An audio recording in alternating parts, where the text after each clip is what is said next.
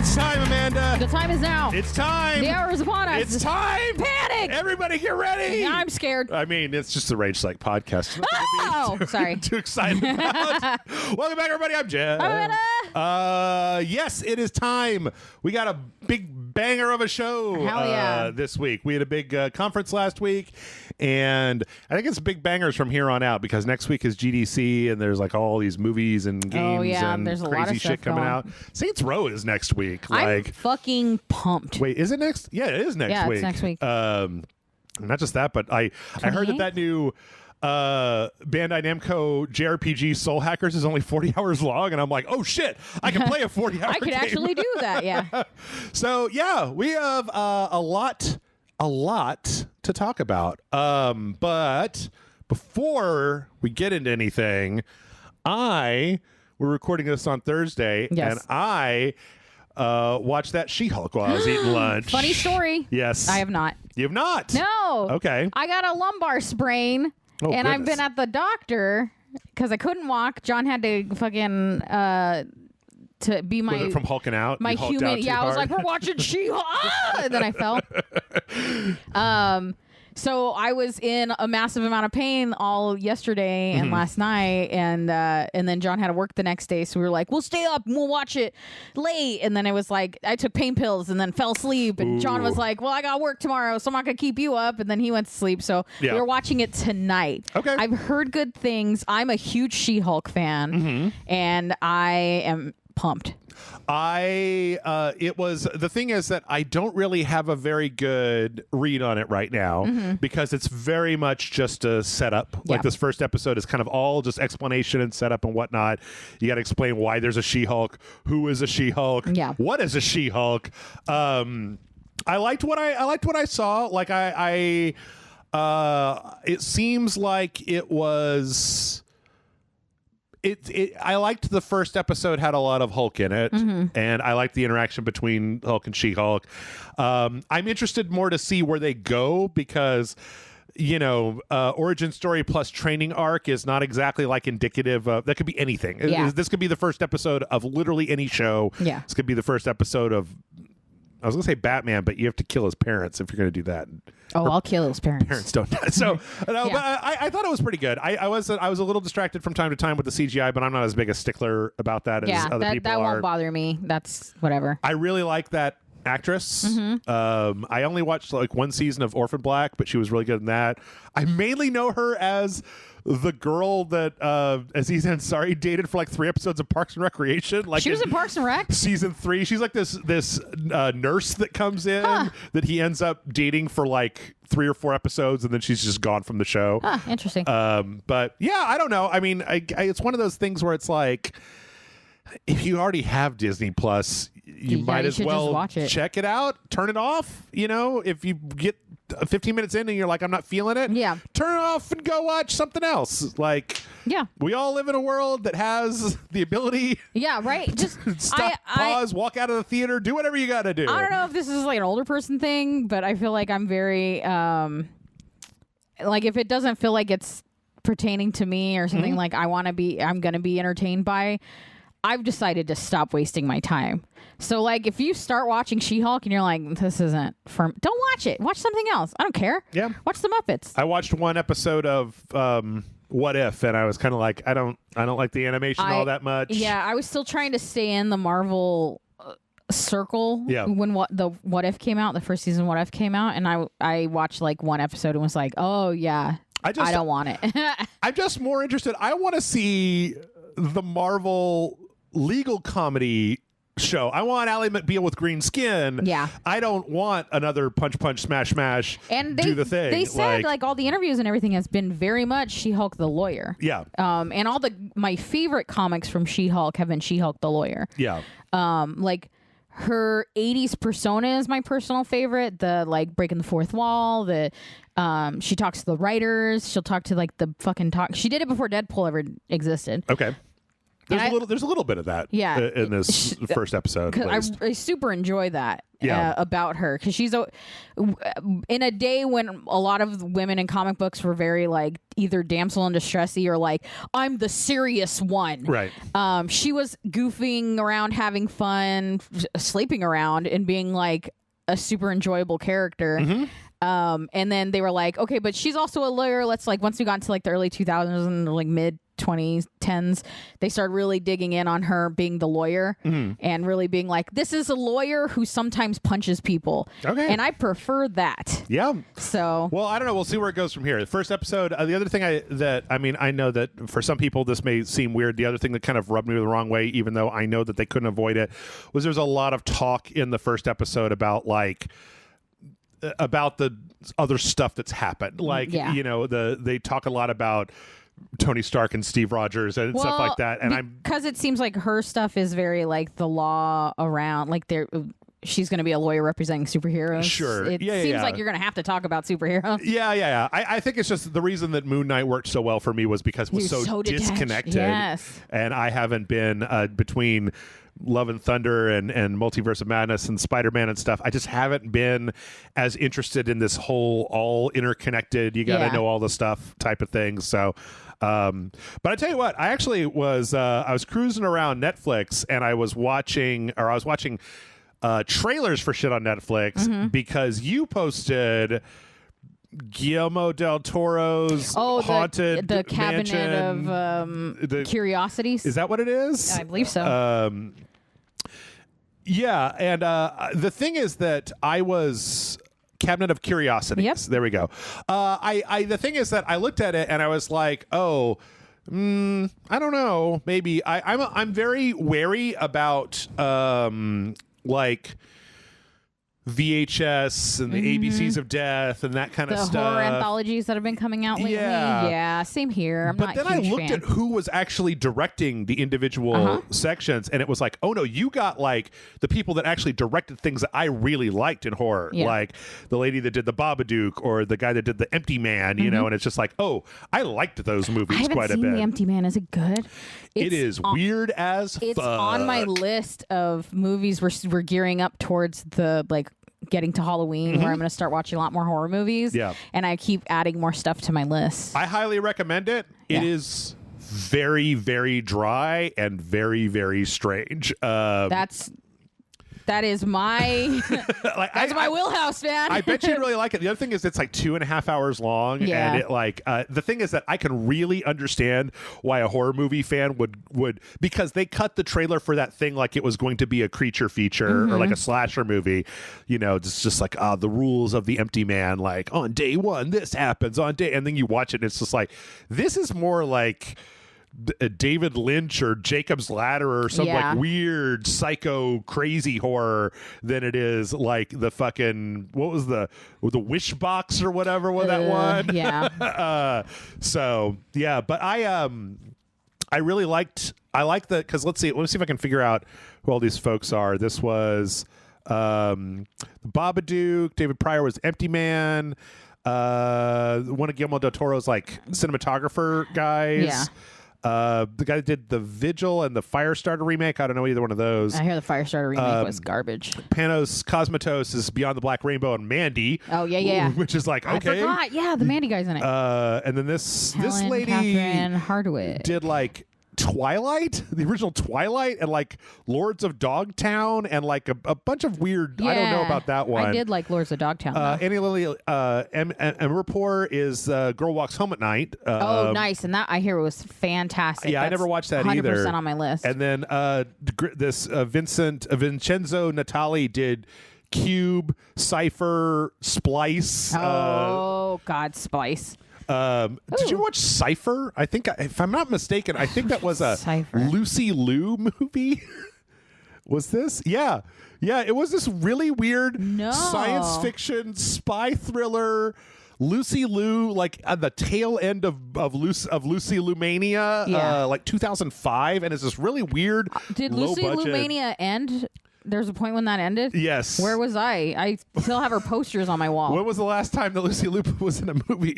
I don't know. She was doing that Sherlock Holmes TV show for a while. Oh, yeah, with what's his face? The guy that used to be married to Angelina Jolie. Okay. Well, she was in Sherlock Gnomes in 2018. Fuck yeah, she was.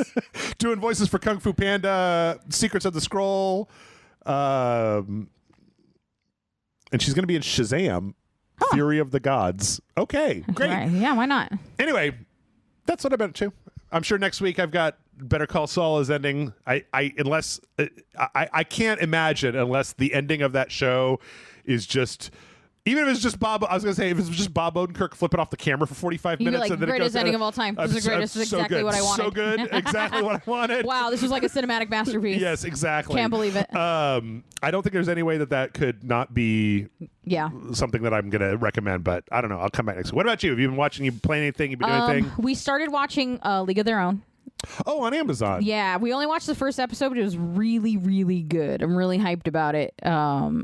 I don't do binging, so we're just watching one episode every couple of days, basically. So we watched it 2 days ago. Really enjoyed it. It was weird because I wasn't entirely sure about that show, and then I watched the trailer for it, and I was like, "Oh, it's Janet from The Good Place." Oh, look, and she's a fucking babe. She's Nick Madonna's Offerman. character from the original movie. Oh, okay. And she's I love her. She's fantastic. She's gorgeous. She plays it perfectly confident without the hokey 90s acting that Madonna brought to, which I think was great for the time, but you couldn't replay it like that now. Yeah.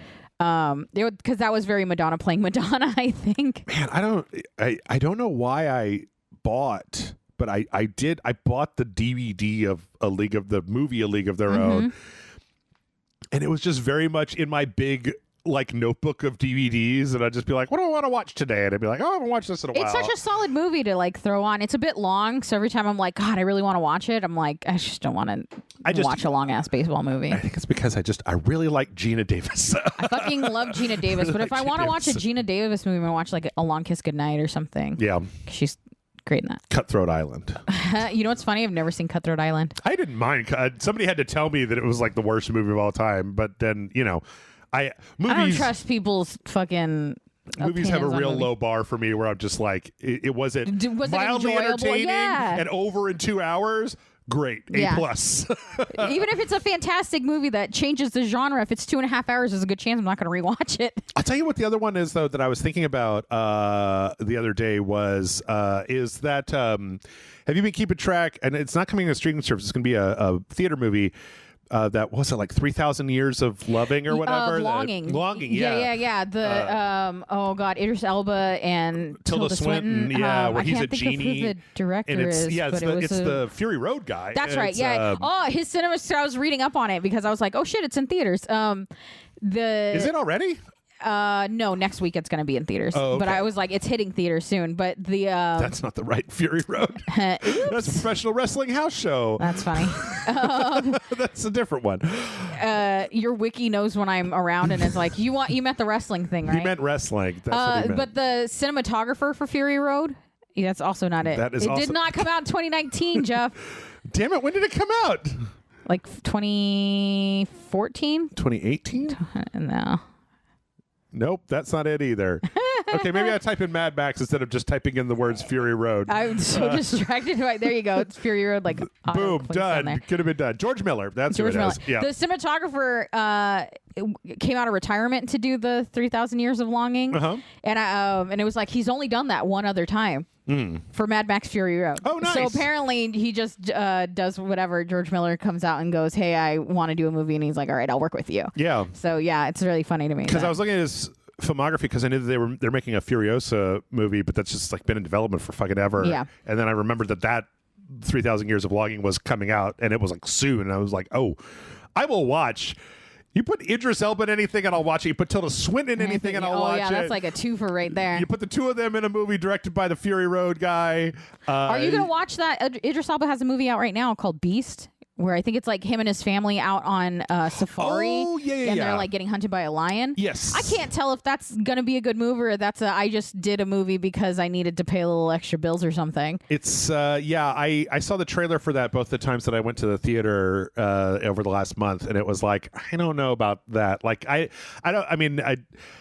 like Idris Elba a lot, but I'm not a big fan of the kind of trapped in a car, man versus nature, that kind of thing. Again, like I just don't know. It kind of looks like a cash grab to me. But this weekend, John and I were supposed to go to the movies, but I spent all my money not dying. Yeah. So I don't know. But there's a documentary coming out this weekend called Clay Dream. Okay. And it's about the guy, I forgot his name, something Vinton.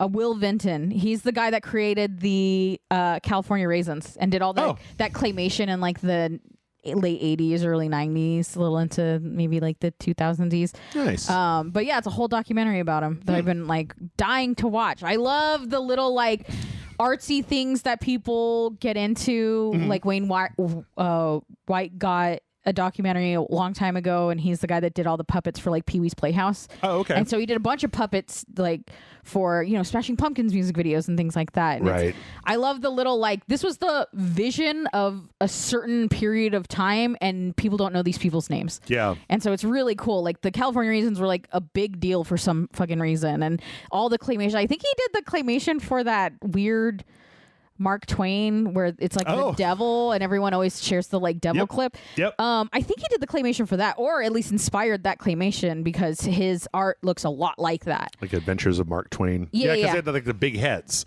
Like the California Raisins have like the big. The California Raisins were all raisin body with little like. Yeah, but weren't there like people in there too at certain points that had like? I think big they heads? had background singers that look like, but yeah, like it was a whole like a bunch of different things. I think California Raisins was probably the biggest one he did, but.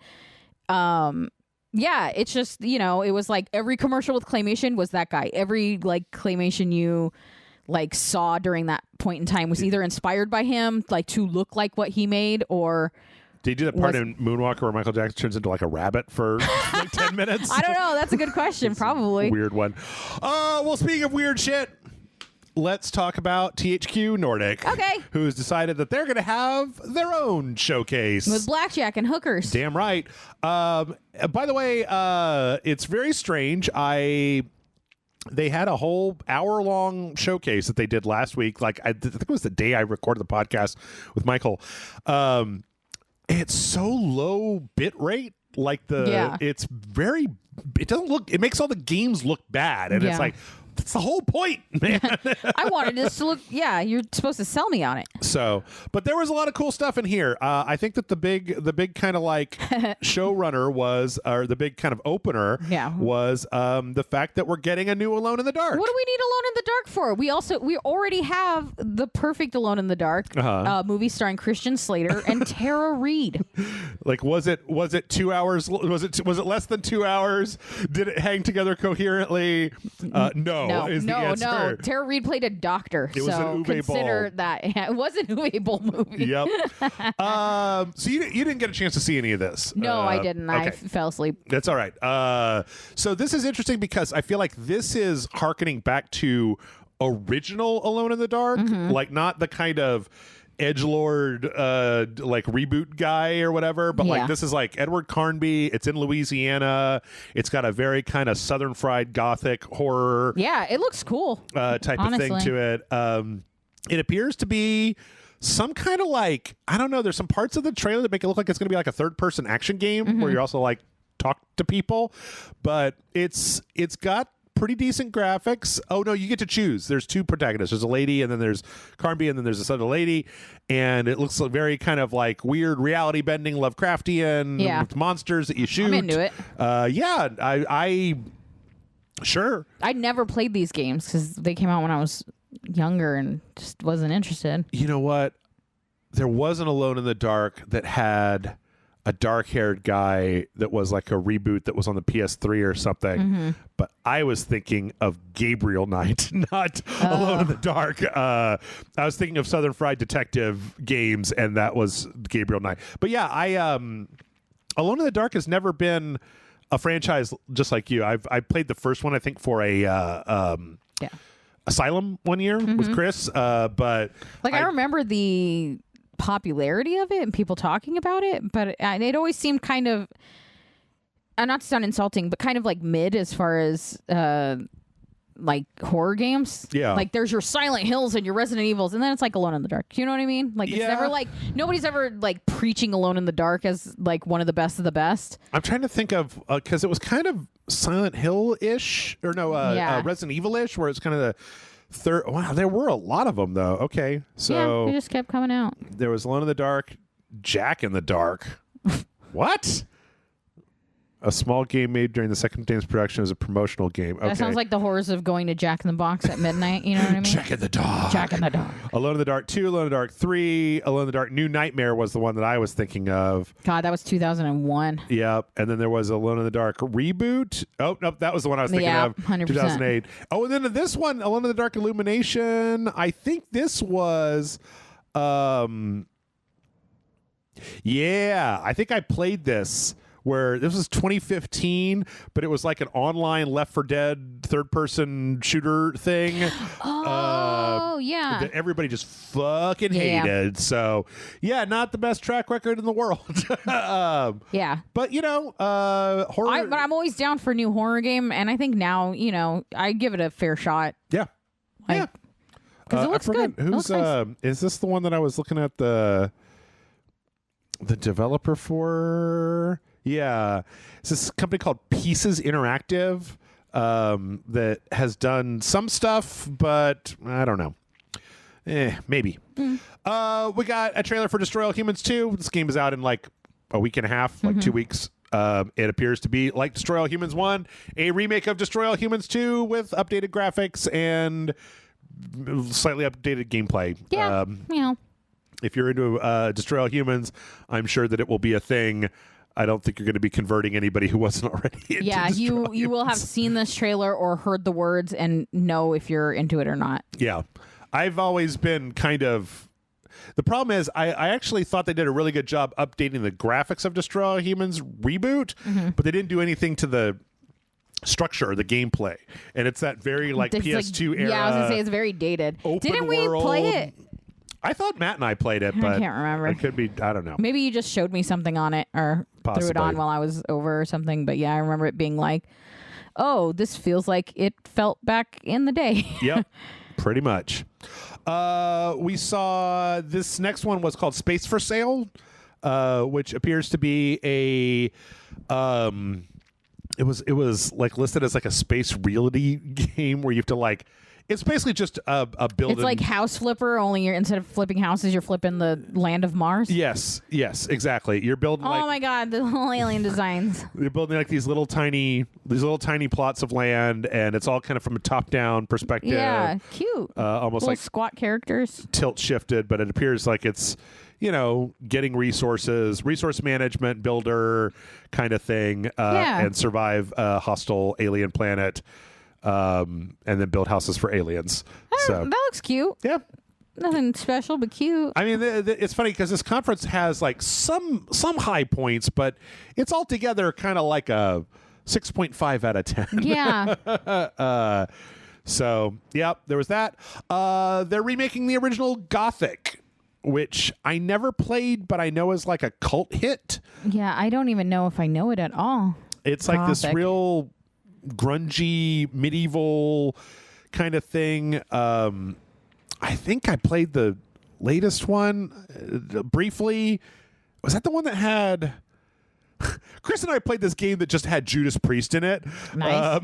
Just like it was like playing, or like the band was just straight up Rob Halford's a playable character. No. Well, they were there. They were playing a concert. We had to go see it. And they had like a whole concert in the game. But this trailer was just like zooming through a mine for 2 minutes, and then monsters came out. Yeah. They were like, "We're ready to make a Gothic," and I was like, "Okay." Yeah. But should I feel excited about that? I never played it. Again, I know that it's like it's a cult game. It's very well beloved. It's got a very small, very ardent like fan base. Yeah. But Spider monsters. Yeah, there's a bunch of spiders. Spiders. But like four-legged, like fucked up spiders. But then this kind of wow. The most exciting thing happens in 2 seconds, and that's it. Yeah, I mean, like this trailer is 2 minutes long, and you could tell the people at home that from the 20-second mark until like the 2-minute and 50-second mark. Yeah, you're just going through a mine, zooming into a mine, and it's like, well.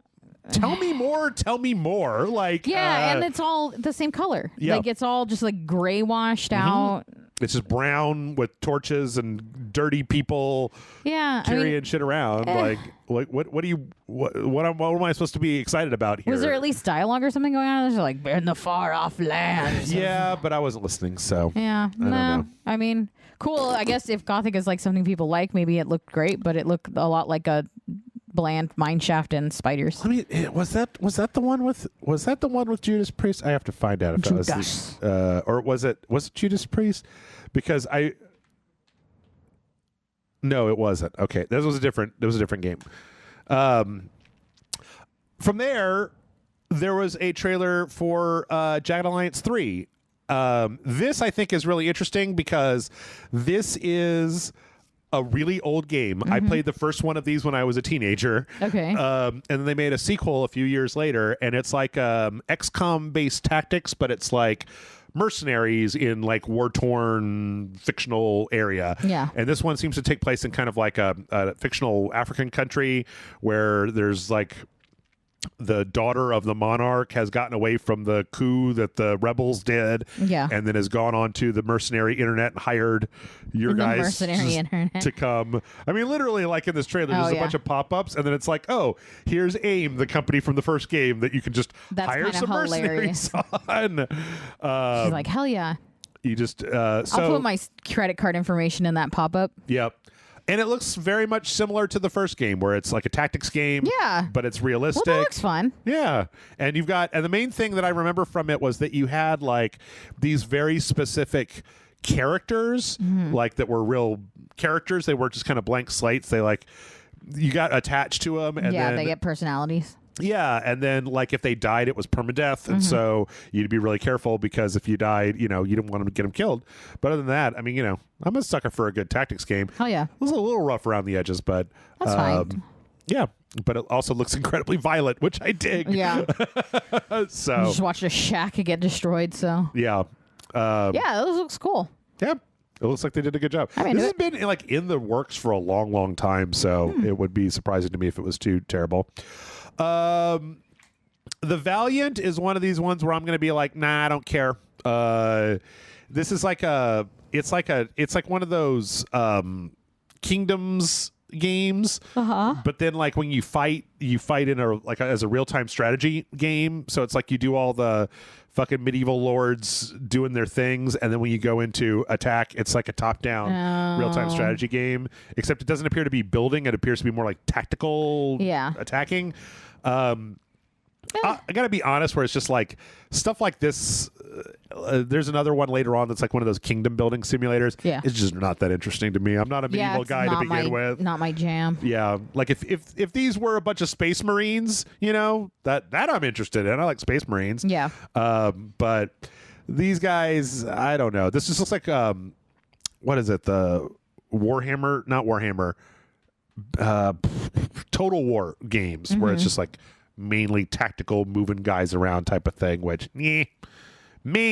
Yeah, I could never sink the amount of time it takes to play these kinds of games. I mean, I'm sure that this is something that really appeals to, like, there's a small group of gamers that this is like their jam. The shit. Yeah. Yes, absolutely. Fuck Elden Ring. This is the game of my game of the year. Oh, I get it, but it's just one of those like my brain doesn't flow with that. Yeah. Mark thy wish list, it says it then. Yeah. Now Tempest Rising, on the other hand, this, Amanda, I have not been paying attention to this game before. And I swear to God, for all the money in the world, the beginning of this, I swear to you, I was like, is this a Command and Conquer game? But it was like, oh, it's 3D realms. And it's like, okay, that's not a good sign. 3D Realms that's a bad sign. Is it? I mean, it's Duke Nukem. And you don't like Duke Nukem? No. I was just reminded. And so you've got these guys that are like kind of wearing these black and red outfits like the Nod guys and Command and Conquer do. And then there's these other guys that kind of look like the GDI guys. But this is not Command and Conquer. This is a Command and Conquer ripoff that looks exactly like what Command and Conquer would look like if you made it today. Yeah. Is that a bad thing? No, absolutely not. This rules, and I want to play it so hard. In fact, there's even a part here towards the end when they started doing the action montages where a bunch of cheesy Command and Conquer style butt rock came in, and I was like, "You're like, I'm in." All right. Yeah. Because it looks, I mean, almost identical to Command and Conquer. Yeah. But the fact is that EA has been just so unwilling to do anything with that franchise. It's like, yeah, sure, man. You guys, you want to file the serial numbers off of Command and Conquer and sell it back to me? Yeah. I will take it. I'm in. Yeah, it looks cool. Mostly because real-time strategy is kind of like, I don't know. There's like, StarCraft is over for the moment. Like StarCraft 2 ended a few years back. Command and Conquer's on ice. Warcraft, they're not making new Warcraft games. Yeah. Like, so something, there's some Warhammer 40K. I guess, oh God, my Matt and I or somebody and I tried playing a real-time strategy game. We just had a terrible time. I can't remember what it was. Didn't you and I play a real-time strategy game not too long ago, and it was just like really fucking boring? I don't know. I block out all the bad ones. I think that I've tried to play a real-time strategy game on RageSelect many, many times, and it always ends up being garbage. Yeah. And I never learned my lesson. So like when we do visual novels, and it's like, why, Jeff? Why? You don't want to do the voices? I don't want to do the voices. We'll do the voices for half of one episode, and then by the end, it's just like, let's see how fast we can click the buttons. Ah! That's true. Yep. That's how it goes. That's how I like to play it. Knights of Honor 2 Sovereign is this is the game I was talking about where it's like fucking ye old Eastern European fucking conquer simulator. God, this seems even further away from the I know it's top down, but like you are top. Oh no, this is its own genre where it's just like you're not looking at people. Yeah. You're just picking like tax you're just policies looking at and maps and shit. Sending envoys with I don't understand. Not my bag. Yeah. Some people dig it, man. Some people they need to like rule the world, I think it's for like I want to rule the world. That's why I play Cult of the Lamb. Civilization adjacent, right? But yeah, you Anno fans can have this. It's all you, my dude. No. See, there's some. Yeah, but look how far away you are. This was further away than the last one you showed. Age of Empires. Like you keep floating off. Yep. Any further away and you're just from space, like shit looks like it's getting crazy down there. Yeah. Keep zooming out. Yeah. Keep zooming out. I don't know. I also don't know. I seriously don't know why Outcast 2 is a thing. Because the first Outcast, I mean, it should be noted, I played the first Outcast game when I was like 15 and it had been out for a year. Like at that point, it was this weird third-person open world grungy like 486 game from a million years ago. And for some reason, I mean, I've known about this for a while. They're making a sequel to it where it's like this U.S. Marine that gets transported to an alien planet and he ends up kind of like fighting on their side. And they're like, he's the chosen one. And he flies around with like a jetpack and a machine gun and kills all the bad guys. And in 2022, they're making a second one of these. And I'm just like, I don't know if you guys are going to be able to cash in on anything because I don't think anybody remembers this shit but me. It'd be like making a new Relentless Twinsons adventure. And everybody would be like, what the fuck is that? Or Bioforge 2. I'd be like, I mean, but if it's good, people will play it. Yeah, I mean, the thing is that the previous one was real muddy and low res. This one looks like it could be fine. Yeah, it looks, it looks kind of neat. Kind of third person action adventure.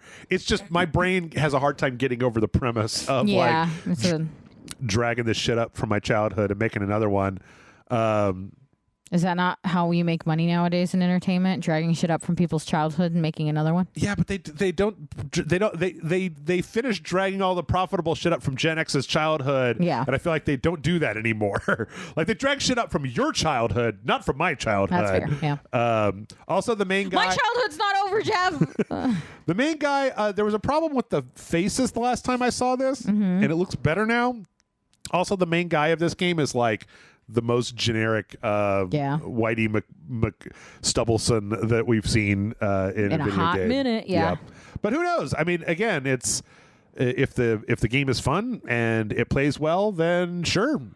I don't know. There's just some weird warning signs even in this trailer. That's fair. So, let's see. From there, we saw a trailer for a game called Recreation that appears to be a combination of what the hell is that game called? Trackmania, which I've never forced anybody on this show to play, where it's this really weird online. It's kind of like Mario Maker, except you're making like racing tracks. Okay. And Destruction Derby nice. / Burnout. Like they have this kind of trailer where they're showing a bunch of this stuff kind of like popping into existence in this realistic world until these giant tracks are in the sky. It's like epic Hot Wheels going on. Yeah, and then when they actually show the driving, there's a lot of like crashing. There's a lot of crashing into people, like car on a half pipe rolling through. Games like these feel like games specifically made for Twitch streamers. I can see that. Like, this just feels like it's for somebody to be like, whoa, look at that. Thanks for the subs. Like, not really, I actually want to play this game, but more like it's fun to watch other people play this game. Give me your track code and I'll play it online. Yeah. I don't know. I'm still a big fan of when games have wrecking in them. Like, not enough racing games have wrecking in them. This also just looks very strange because you're racing on these tracks that are just like in the sky. It's very kind of striking to look at. It's interesting, especially because it's very like they clearly lean towards the realism and not the like we'll make it look like toys or whatever. Right. Like this is everything looks real, but then like what they're doing is maybe that was what I was missing. Maybe it's like Fall Guys ish. You don't want to fall off the edge of the track where it's like an online race thing with multiple people. I don't know. It looks very strange, but cool. I can see it having its own little like following of people on Twitch watching people play and make stuff for them and stuff. Yep. A Way of the Hunter is a hunting game.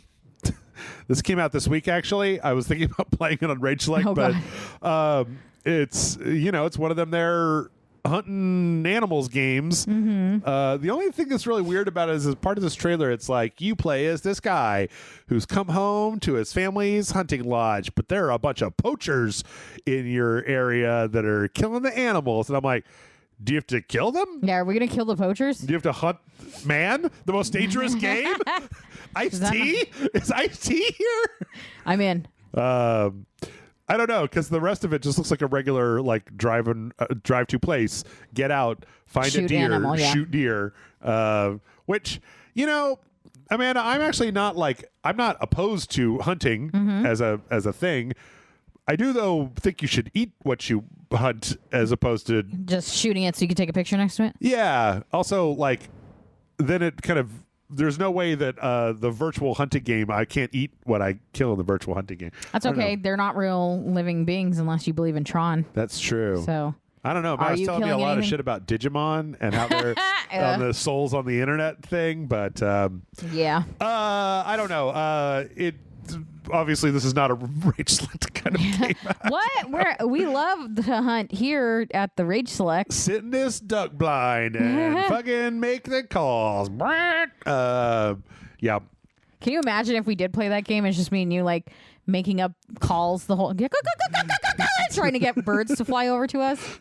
And then we open up the window at the end, and there's just like a shitload of birds. It's like, oh shit! Alfred Hitchcock outside. They're all just looking in, like, what? What? God damn it! What? You guys kept talking. I was surprised. I probably should have told you that there was the first AEW actual gameplay footage in here. I don't know if maybe you saw this already. I haven't seen it. John asked me. John was like, "I watched it. Do you want to watch it?" And I was like, "No." Yeah, I don't. I love AEW. I don't like wrestling games. I don't like these wrestling games like this or like the 2K series. Like I'm just not into any of it. It's all kind of whatever. It does seem like it's different, quite a bit different from the 2K stuff. Oh yeah, but still, it's just like I'm not gonna play it. Okay, but yeah. I thought the trailer was kind of clever. I don't know who this lady is. She's like a dentist or something. So Britt Baker is former women's champion for AEW. She's also a doctor. Okay. So she's a dentist. She's DMD. Britt Baker, DMD. But she brings this guy. Who's that guy? Tony Schiavone. He's one of the commentators, and they're actual friends, like in real life. And so they always talk about their friendship pretty regularly, like they're besties. Okay. So and that's her, and then the guy in the video game that we're seeing the clip from, the guy she's doing her finishing move on is her actual boyfriend. Adam Cole. So that's her beating up her boyfriend right there. I didn't realize she's like got her fingers in his mouth. Is that because of the dentist thing? Yeah. Okay, all right. Dental pain. Yeah. She's It looks really janky, but kind of like endearing. I like that it's cartoony and they didn't go, we're gonna make it look as like realistic as possible. Like I do like that they kind of went all out for it. And they've got these I mean, John was telling me before, they have these like Mario Party mini games that you could do between. I think that, I think that here's my thing, Amanda. In all of these wrestling games, in all of the ones that I've ever seen, why don't they have facial animations? They always just look like dolls because they don't have. I mean, it's just like consistent angry face for a lot of it. Yeah, it's just like they're just like stone still, and I'm like, I agree. There's lots of games that don't have this problem. That their something faces about wrestling games. They very much are just like. I don't want to say churn it out as fast as possible because they're certainly taking their time with this. Yeah, but it is very like they just don't prioritize things that I feel like other games prioritize. Yeah. But I don't know. I mean, I feel like you play like a boxing game and you'll see people like have facial expressions. I don't know. They might have dead eyes, but they at least don't have dead face. Whereas these wrestling games, it's like they always just. And the thing is that I know that, or maybe I don't, but my expectation is that like you would want to add a system where you saw them like breathing harder after they do a thing and then kind of calm back down. Like we watched. Was it you that were on here where I watched like a 25-minute dev diary about making Isaac in the Dead Space remake heart and breathing go the right way. Yeah, we watched that. Yeah. Yeah. And it was like, just do that. Like, give us like a lighter version of that with these characters. Yeah. Like, it doesn't have to be overdone, but like, because otherwise they look really weird. Yeah.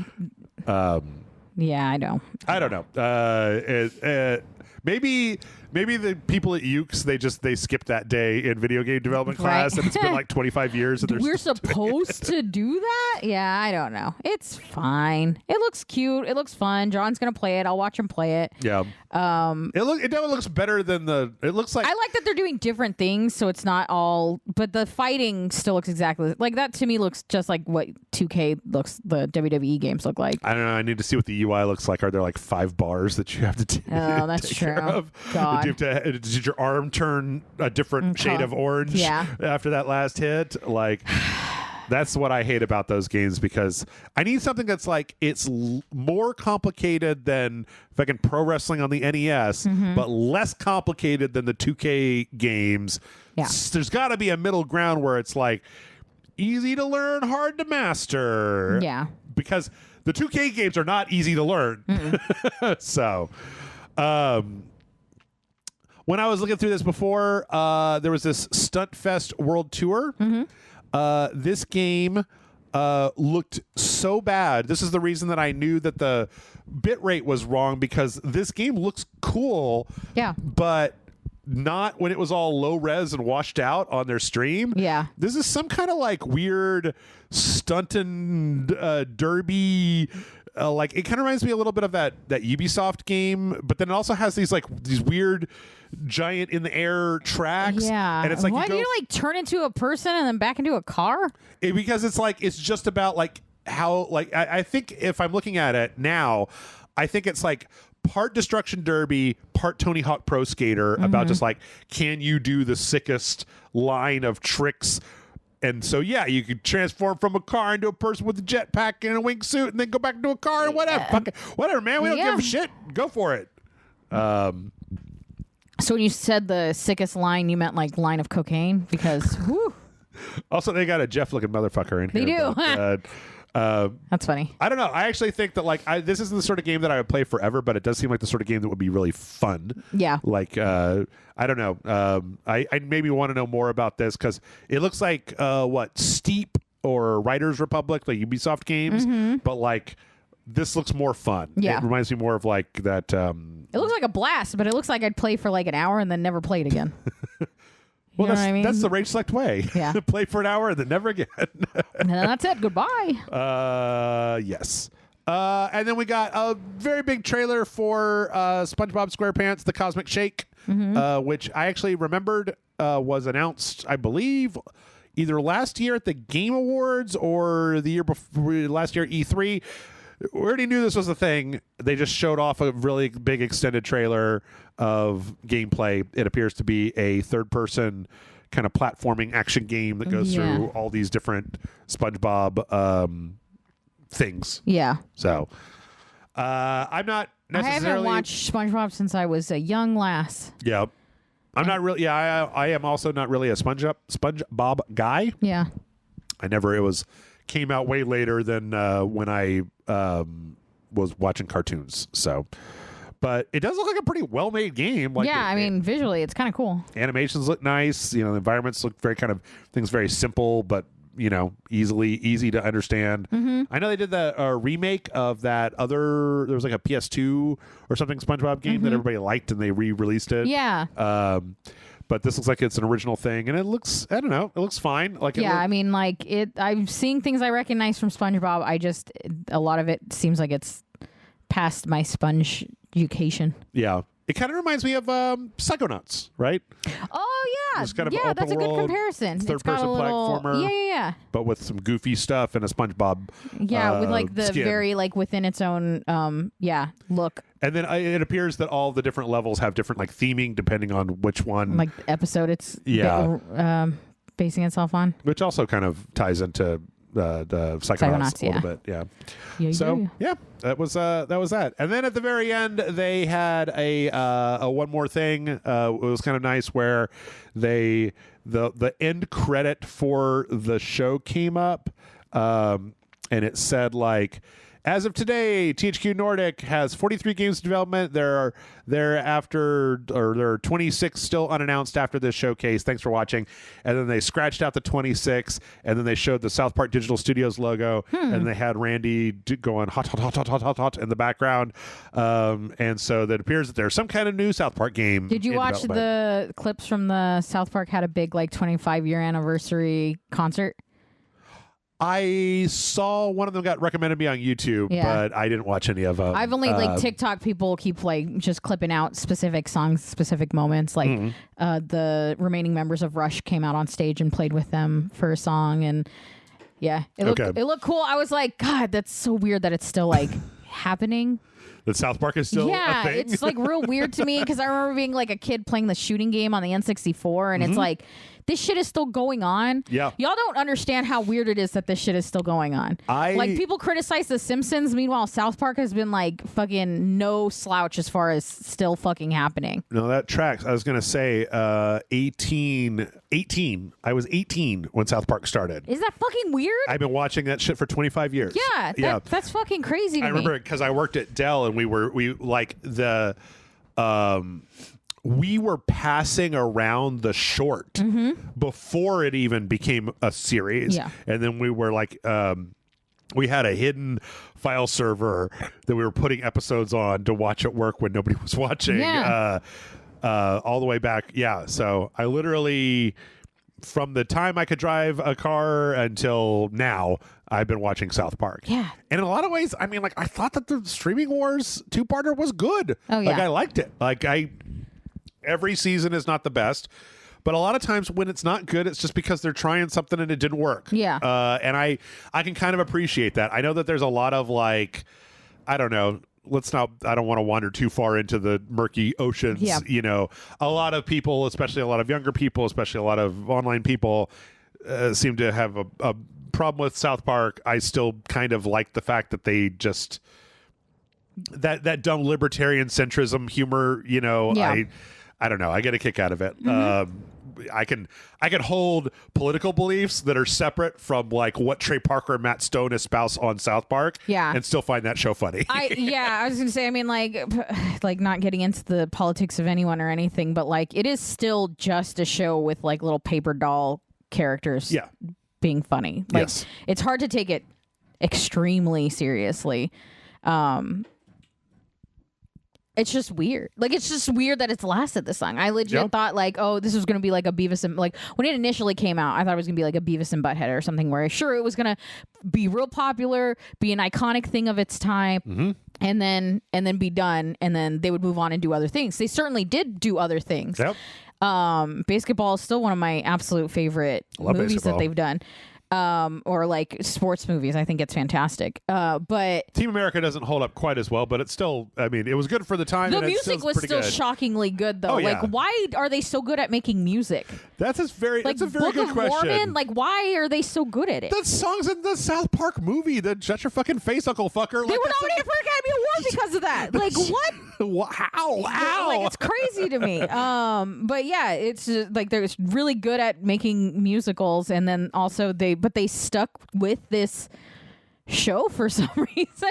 I mean, it's successful, they're doing good, and they seem to be enjoying themselves, but still, it's just like crazy to me that it's been going on for this long. I legit thought it was going to be over. We'd be like, you guys remember when South Park was a thing? Or, oh, I'm finally doing my rewatch of the 5 seasons of South Park or whatever, but it's just like never fucking ending. Oh, it's 2022 and they're doing they're bringing back South Park for 3 new specials as a throwback. Yeah, exactly. Yeah. 15 years ago, but we're going to bring it back because, everybody used to love South Park. So let's see what those guys could do in 2022. But it's like, no, there's been a fairly unbroken line from fucking 1996 until now. Yeah, it's so fucking weird. It's so crazy. Yeah. I don't know. It's weird to see relics of my childhood and they still going. It's just never, like, it never stopped. Yeah. Outlived a lot of other things, to be honest.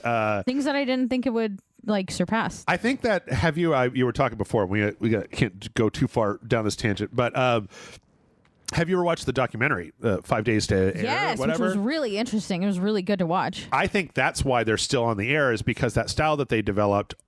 As they make new episodes, it gets easier to make new episodes because they can use every asset from every previous episode, and because of the way that it's made in a computer, they can literally make an episode in 5 days. They used to start at the, and then just boom, like what's in the news this week, and then like bam, that is this week's show. Right, but the thing that's really impressive is that you actually have to be a good writer to do that. Yes. Like you can't just be like, well, and then we're going to mention Oprah because Oprah was trending 2 days ago. Like you can't just decide that. You actually have to have something to say, have an opinion on it, have it be cohesive, and be able to make it funny for what South Park is, and then oftentimes add in a musical number or add in, you know what I mean, like some running gag for some reason. The streaming wars is about fucking climate change and drought.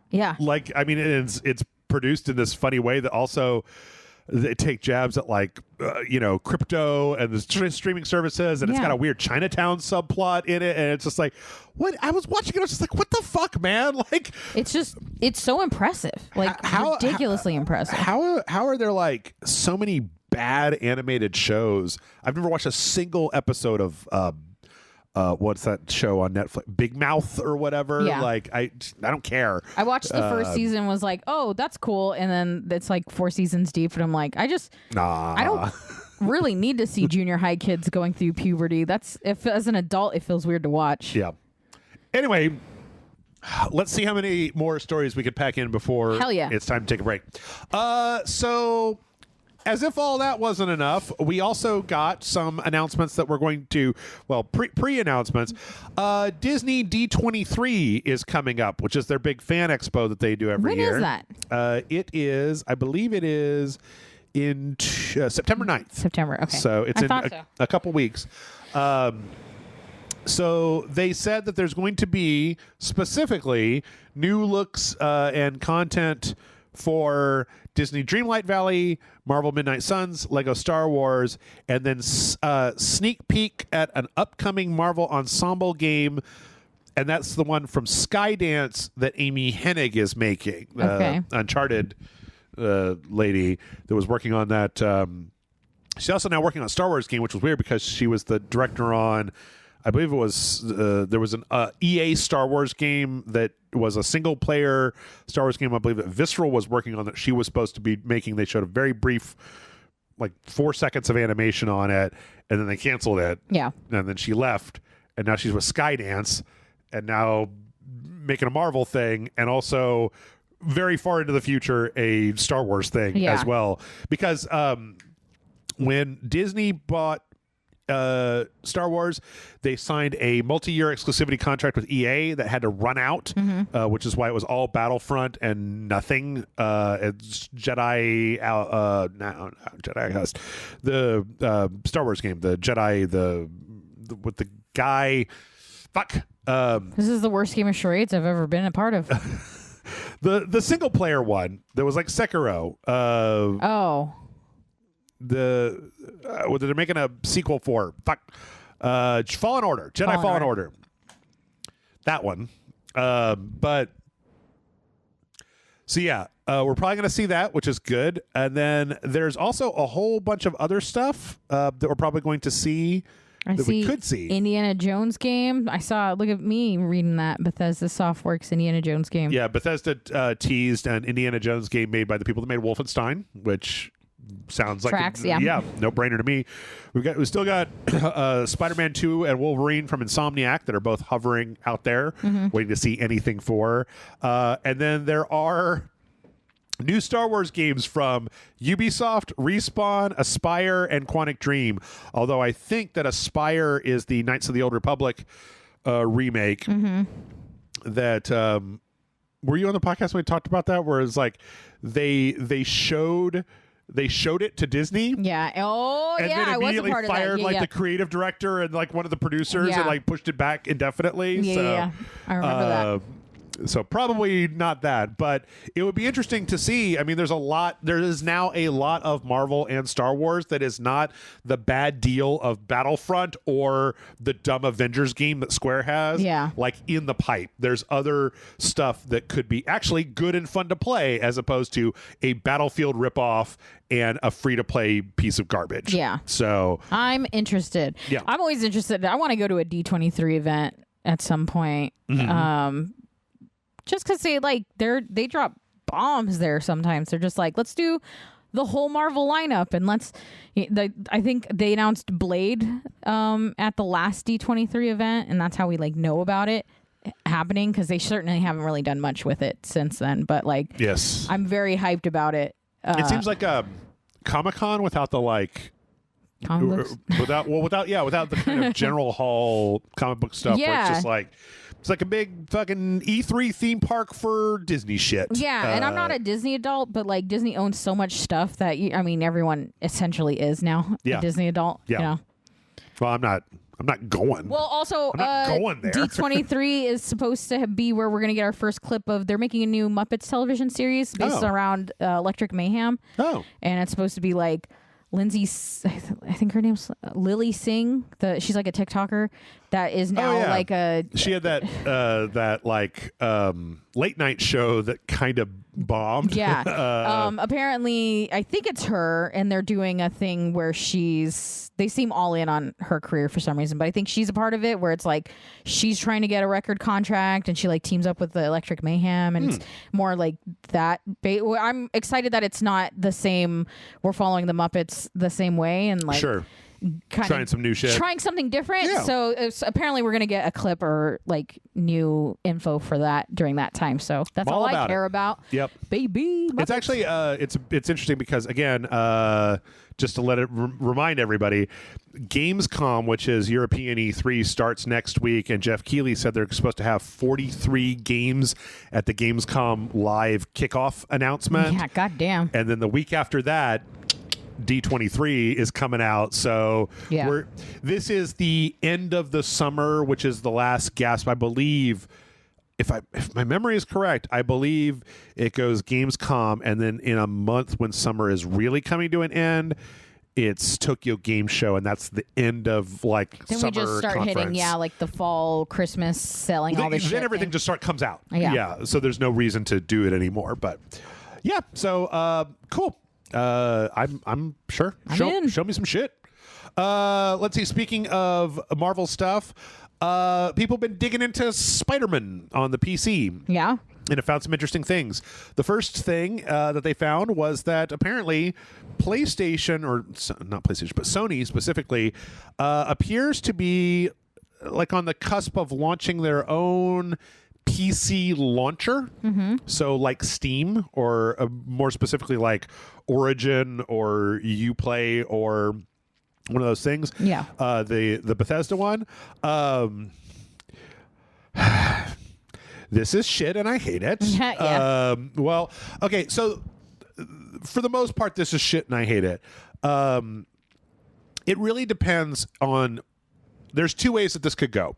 One is the good way. Well, there's three ways this could go. One is the good way, that is basically this connects to your PSN account to synchronize play between PC and your Sony library. Yeah. Sony, this could mark the beginning of Sony putting out a lot more Sony games on the PC because they've had a real exclusivity thing. Basically, what I'm saying is that if they're serious enough to make a whole app for the PC for their games instead of just dumping them onto Steam, it might be because they believe they're going to have a large enough library to need an app. It also means, of course, that Valve doesn't get to take any of the money. If they sell stuff directly through the store, they get to just keep all the money. Right. But the good scenario is that all of this is necessary for when Sony puts Bloodborne out on PC, and it's the Sony app exclusive Bloodborne on PC, and everybody buys the shit out of it, and we get a 4K 120 frames per second Bloodborne, which would be really cool. The bad version of this is if it's like Bethesda, where they have like, they just don't put out enough games. There's like 4 games that you're forced to use this launcher to load up. Like you bought them on Steam, but you got to load up the separate side piece to get it up. There's a chance that when they're beginning that it's that, and then they develop more, or like, grow. Yes. So it could start off bad and work its way to like functional and what we want. Sony is just, I don't know, they're a very slow-moving company, and it's a real flip of the coin whether what they end up doing is good or not, or restrictive and unpleasant to use. So, I don't know. It's difficult to say, but Sony has also been pushing, like they bought some developers and they're trying, like they own Destiny now, so it's possible they could put Destiny on there. Kind of like, I get that maybe what it'll end up being is something like BattleNet is for Blizzard, where it's like mostly their shit and then a few other things, and like not a big deal, but then they do it right where it's got social and connects to your PlayStation Network account. You can message your friends on it, hooks to the phone app or whatever. The third option is that it just sits between the two of those, where it's just okay. Yeah. And it's fine. Which isn't the worst. Like, whatever. I'm okay with just okay. Yeah. Also, it would make it easier for them to stream games from like console to the PC. Yeah. Which is something they've done before. Let's see. The other thing is... there's a data mine that indicates that there might have been at one time a potential multiplayer component of Spider-Man, where it was going to be like... There's just a bunch of Spider-Man? From what I read, it was going to be 2 players. One is Peter, one is Miles Morales, because he shows up at the end of the game. Then doing kind of like challenges and races, and like just you and your buddy fucking going Spider-Man together. Yeah. It does make a certain amount of sense in that Spider-Man, the game, was so fun to play that just swinging around with your buddies, they've been modding like multiplayer into Skyrim for a long time, and I've never really understood that, because it's like, why do I want somebody else in Skyrim playing with me? Yeah. But if you did just want to hang out with your friends, I can see we're just going to swing around in the open world and we're going to do these challenges. We're going to put out weekly things. It was probably very, very, very early in development. They probably, and then they scrapped it because what was left was just some text files with like, or some entries with names of like, Peter Parker is a superior Spider-Man. Miles Morales is a superior Spider-Man. Like these winter messages things. So it probably didn't get that far. And they decided, let's just not do it. Save the time. Yeah. Yep. Let's see. Boy, we are over time. I think our last Spider-Man story. You know what? Let's just get this out of the way. This is the last Spider-Man story. Okay. This is a weird one. There's no really any way to not to be uncontroversial when you talk about this. So Spider-Man came out on the PC. Somebody put out a mod, because there are now mods for it. We will get into more of that fun stuff later. Yeah. This mod was put out under a pseudonym because the person knew that their account was going to get banned. The mod was specifically to replace all of the pride flags in the game with American flags. And it was called like Newtonian rainbow replacer or Newtonian like light refraction replacer. Like, do you want to get rid of those Newtonian like prism physics? Like, put this in and get some patriotic replacements. So Nexus Mods deleted the mod, deleted the account, deleted the person's alt account that they found out that they were their actual account, and then posted a thing saying, don't come back. We're not interested. This isn't the sort of thing that we want on our website. We're an independently run website. We'll just do whatever the fuck we want to. We don't care. Yeah. If you have a problem with that, go ahead and delete your account. Yeah. In a weird way, I have some thoughts on this. This is some hateful bullshit. People that are this upset about that sort of thing are, okay. The follow-up is this mod immediately got posted onto the Internet Archive's website, so you can still get it. Yeah. People that are this fucking wackadoodle about that are probably going to figure out a way. Like, if they were going to go ahead and install a mod just for so that, they don't see just so they don't see rainbows coming off of boy, that is the most snowflakey shit I've ever heard. Because it's not like the entire city. It's not like it's gay. It's not like it's pride in Spider-Man. It's just like you see it from time to time. Like, I think there was another thing where they had like a Black Lives Matter mural on the side of a building, and there's like an outfit or something for it. Yeah. But I mean, like, if you're that put off by that in your game, then you're probably going to figure out a way to do it anyway. I actually was thinking that, like, it maybe wouldn't have been a bad thing to be like, here's a mod that lets you change any of the flags in the game to whatever you want. Because the thing is that it's not like the game is just pride flags. There are American flags. There's other flags in the game and whatnot. If you wanted to, also the person's username was Mike Hawk, which, charming.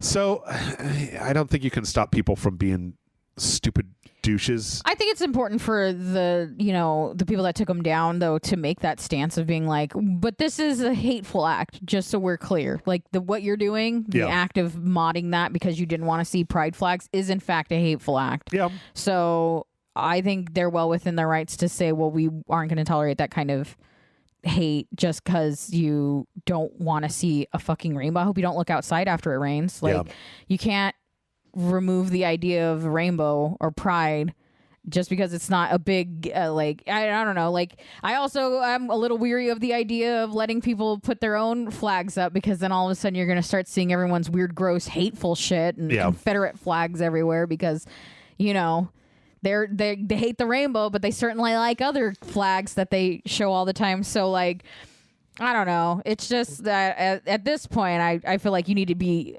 more aggressive towards that sort of action and less accepting of it, because it's very like, well, you're playing it, it's in your house, no one else is gonna see it, but like, man, I'm not gonna about to let you know or act like or sweep under the rug that you're doing a hateful thing, and it's like, well, it's fine because it's not affecting my game. No, you should know that you should feel kind of shitty about that. I'm relatively, I have a hard time with some of this stuff because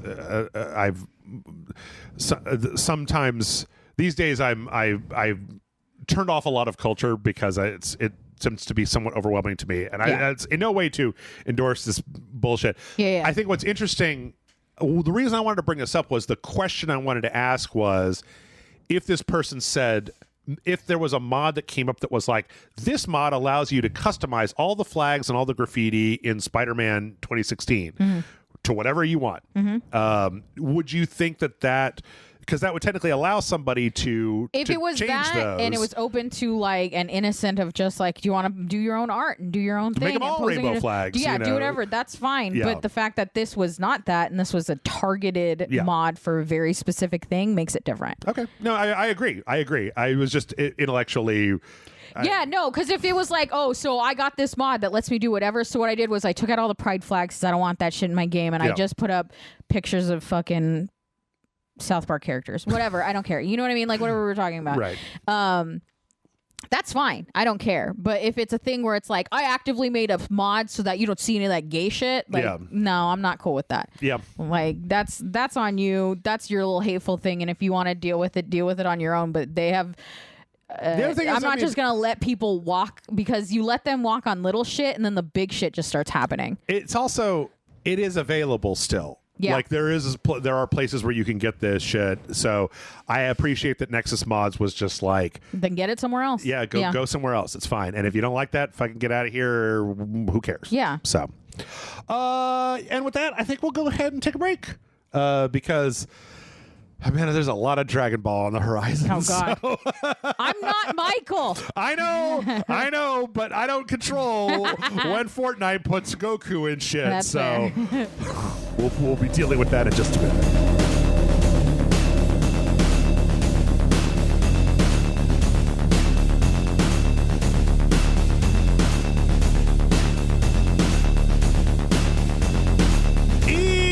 And we're back. Yay, Dragon Ball Z. It's time for the Dragon Balls. This is I love talking about balls. Is that why I'm here? Yes. Fortnite put the Dragon Balls in. Everybody's losing their goddamn minds. Yeah. Normally I don't Not talk everyone, about... a very specific group of people. That is true. They just put Michael. in Goku and Vegeta and Bulma and Beerus and a bunch of like clouds and a bunch of like sticks and bullshit. Yeah. One of the things they did do, which I think is kind of interesting, is that they put in some Dragon Ball stuff on the map, and then they also put in these one-time use items that you can get that will let you do the big Kamehameha like laser. That's amazing, yeah. So you could literally be playing Fortnite and then just like somebody rides in on a cloud and shoots you with a laser from orbit. That sounds I'd be pissed. Are they like cell shaded? These are they look totally different. They like stand out from all the characters. They did the same thing with Rick when they put Rick in. Oh, I forgot about that. It was like this, yeah. and it's actually, it looks really good. Yeah, no, it's cool. I like the idea that like they don't have to be the same animation style to be in this game. Yeah.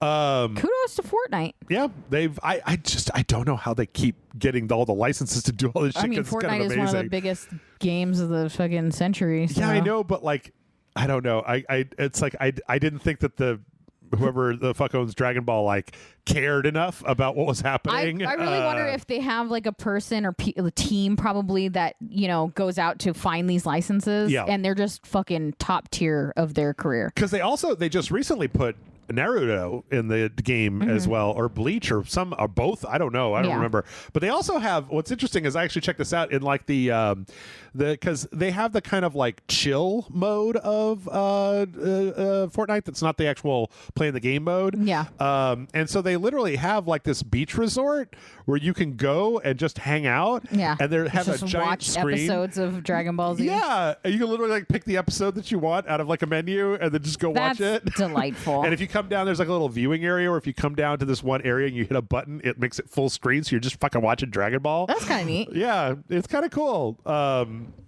But yes, the internet is all over it.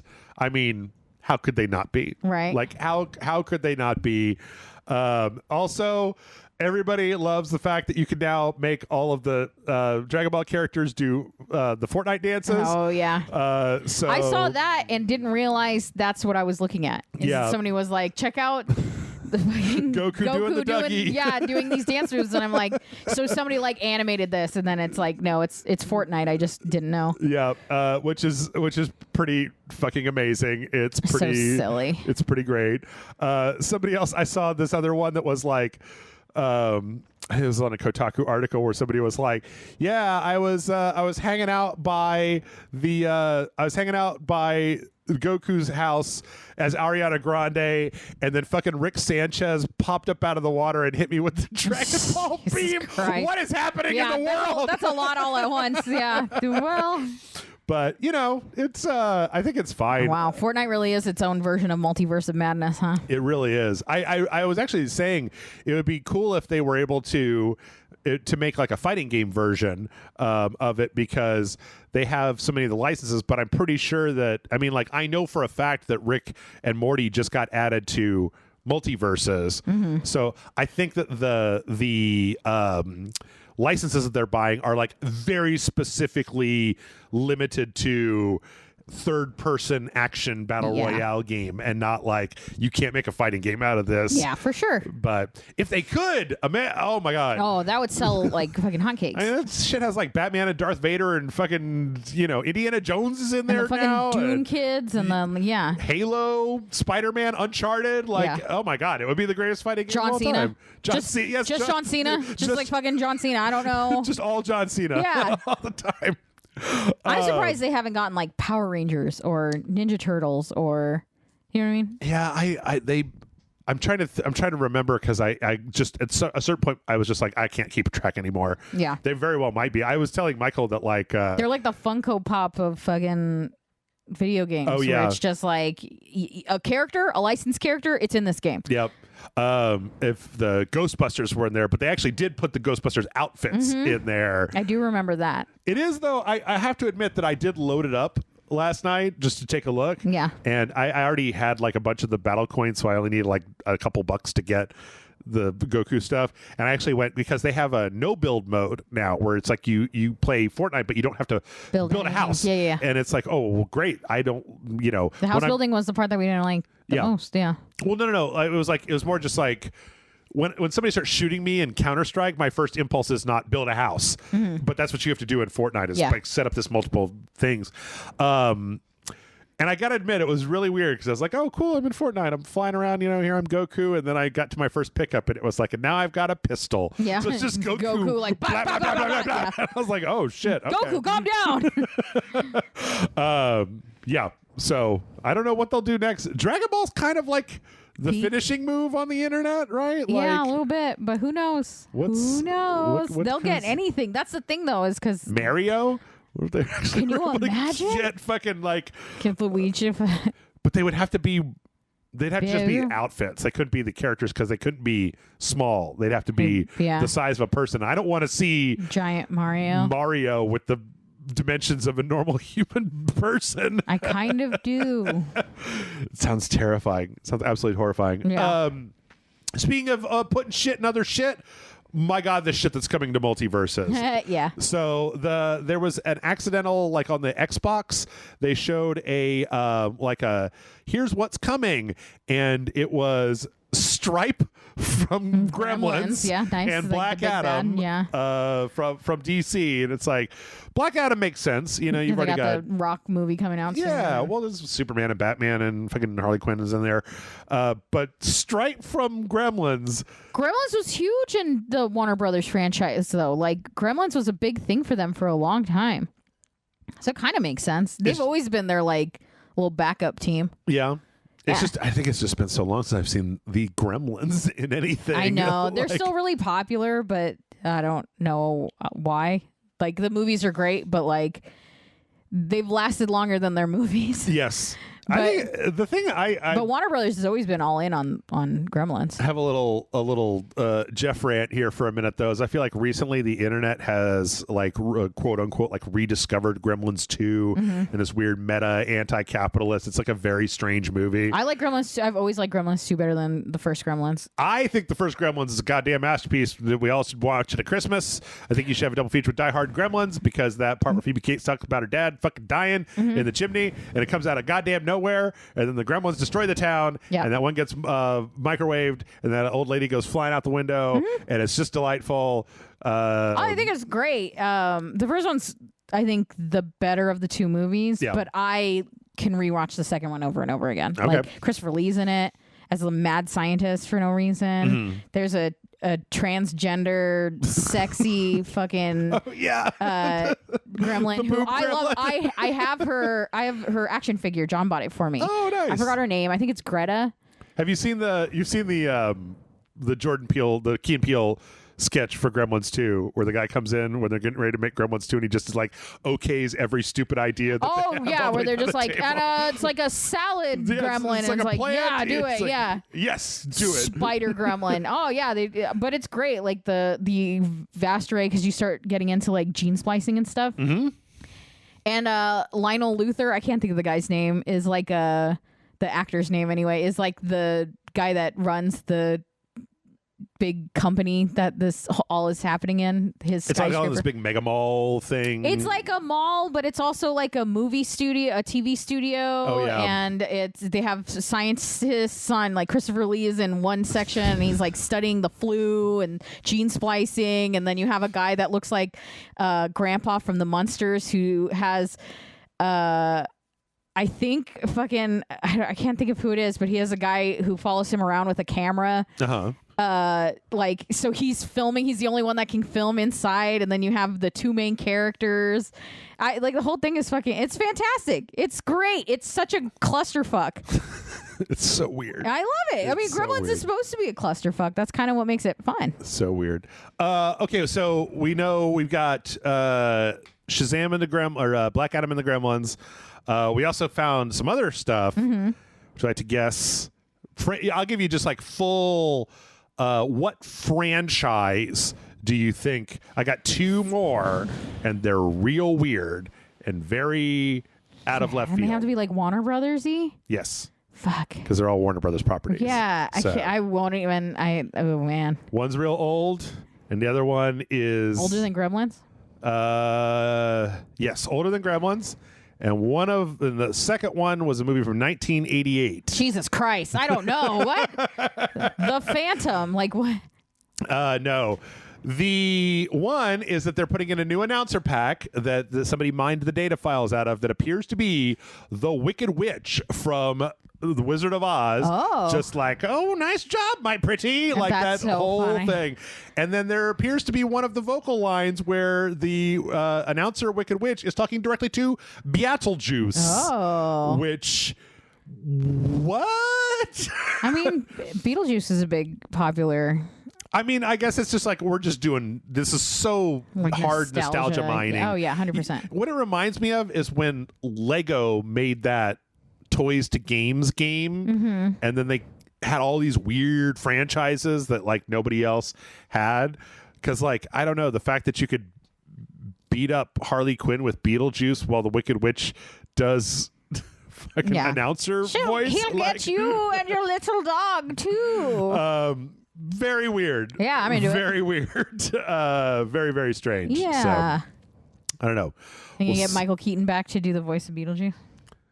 Well, I don't think so. They just canceled Michael Keaton's last movie. So, in fairness, though, it was not Michael Keaton's fault. That's true. In other Warner Brothers news, holy shit! Private Division, which is a publisher, like indie publisher, has signed a deal to that Weta Workshop is going to make a Lord of the Rings game. Okay. That will be published by Private Studio. So. Or Private Division, not Private Studio.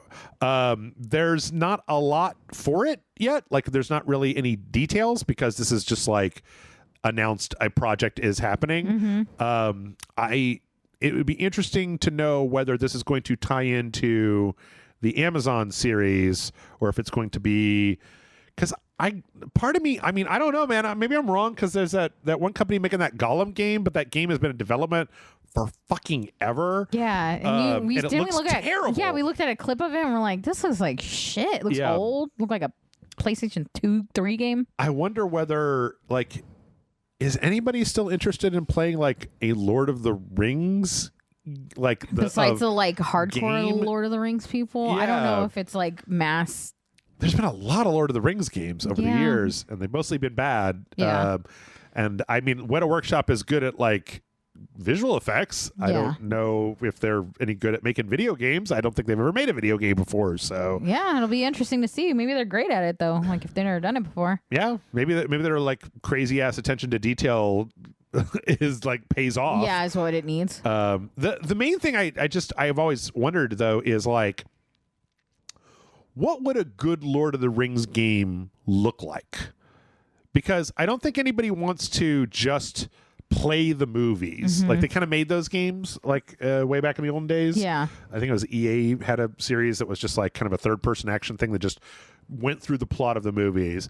So it's like, well, if you're not doing the plot of the movies, then you're either doing prequel, but then you have to get back to like the Silmarillion, because the prequel to Lord of the Rings is The Hobbit. Yeah.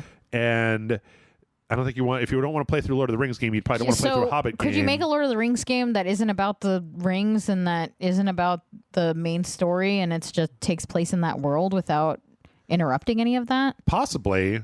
I'm not like, I've got it on the brain and it's always on my brain. But the idea that I was thinking was like, if you could just take the Lord of the Rings world and then make something like a Souls game where you have a kind of an open world, divided into levels with like really well-tuned action where you can kind of make your own character. You can be a wizard or a barbarian or whatever. And I think they've done stuff that's kind of like that before. But the main issue I think that a lot of the previous Lord of the Rings games has is either one of two things. The older ones just didn't have the right studios on them, and so they were like mediocre. Yeah. And then Shadow of Mordor was great, but Warner Brothers couldn't keep their hands out of the pie, and then Shadow of War was ruined by all the microtransactions and the loot boxes and all that stuff. So it would be interesting to see if you could get a competent studio that was allowed to do whatever they wanted to without having to tie it directly into either a movie or a TV show or something. But I mean, that's such a hard combination. But yeah, and then like that's like literally lightning in a bottle for a lot of video games. It also asks the question of like, does anybody want to play a Lord of the Rings game that's not about the characters from Lord of the Rings? Like, I don't know. It just seems like people really want more of the world, right? Maybe. I mean, to be honest, the Shadow of Mordor it didn't have anybody in there. Like you ran across Gollum briefly, but it was just like a side quest. Like it was mostly about this new character. Like, isn't it cute to see a character you recognize? Kind of thing. Yeah. So I don't know. Let's see. More Warner Brothers news. Hell yeah. What are you up to, Warner Brothers? Gotham Knights has gone gold. Not much more to say about that, but after years and years, that game is actually coming out, which is sort of a godsend, because in the part of the show where we normally talk about release dates for things, about 2 inches worth of browser tabs are just delays of games that are not coming out this year anymore. That's disappointing. So yeah, we'll get to that. Let's see. From there, we got some. You might have to wait. You might not be able to play Gotham Knights just yet, but Game Pass announced a whole bunch of new stuff. Nice. So there's some of the stuff is going away, like Hades is getting taken off, which you should play Hades. But play it. This last week they added Coffee Talk, which was a visual novel where you run like a coffee bar in like a modern fantasy world where it's like a modern coffee shop, but then like orcs and elves and stuff come in. Yeah, I think I remember. I think you told me about this one, or I was here when like a trailer was out. Yeah, that came out. For the rest of the month, though, we've got some good stuff. That Midnight Fight Express game, remember that we played the demo for from E3, where it's just like the top down throwing shit at people and beating the fuck out of them. That's coming out on the 23rd, so in a couple weeks. Opus Echo of Star Song Full Bloom is on August 25th for the PC. Michael and I played that. It was one of the like underrated games, but then it was so talky that we got kind of frustrated, and then people got frustrated that we got frustrated. Yeah, so, that happens. But on August 30th, we're getting a whole big chunk of shit. No, that makes it sound bad. We're getting a whole birthday cake full of cool games. There's going to be like a whole birthday cake of shit.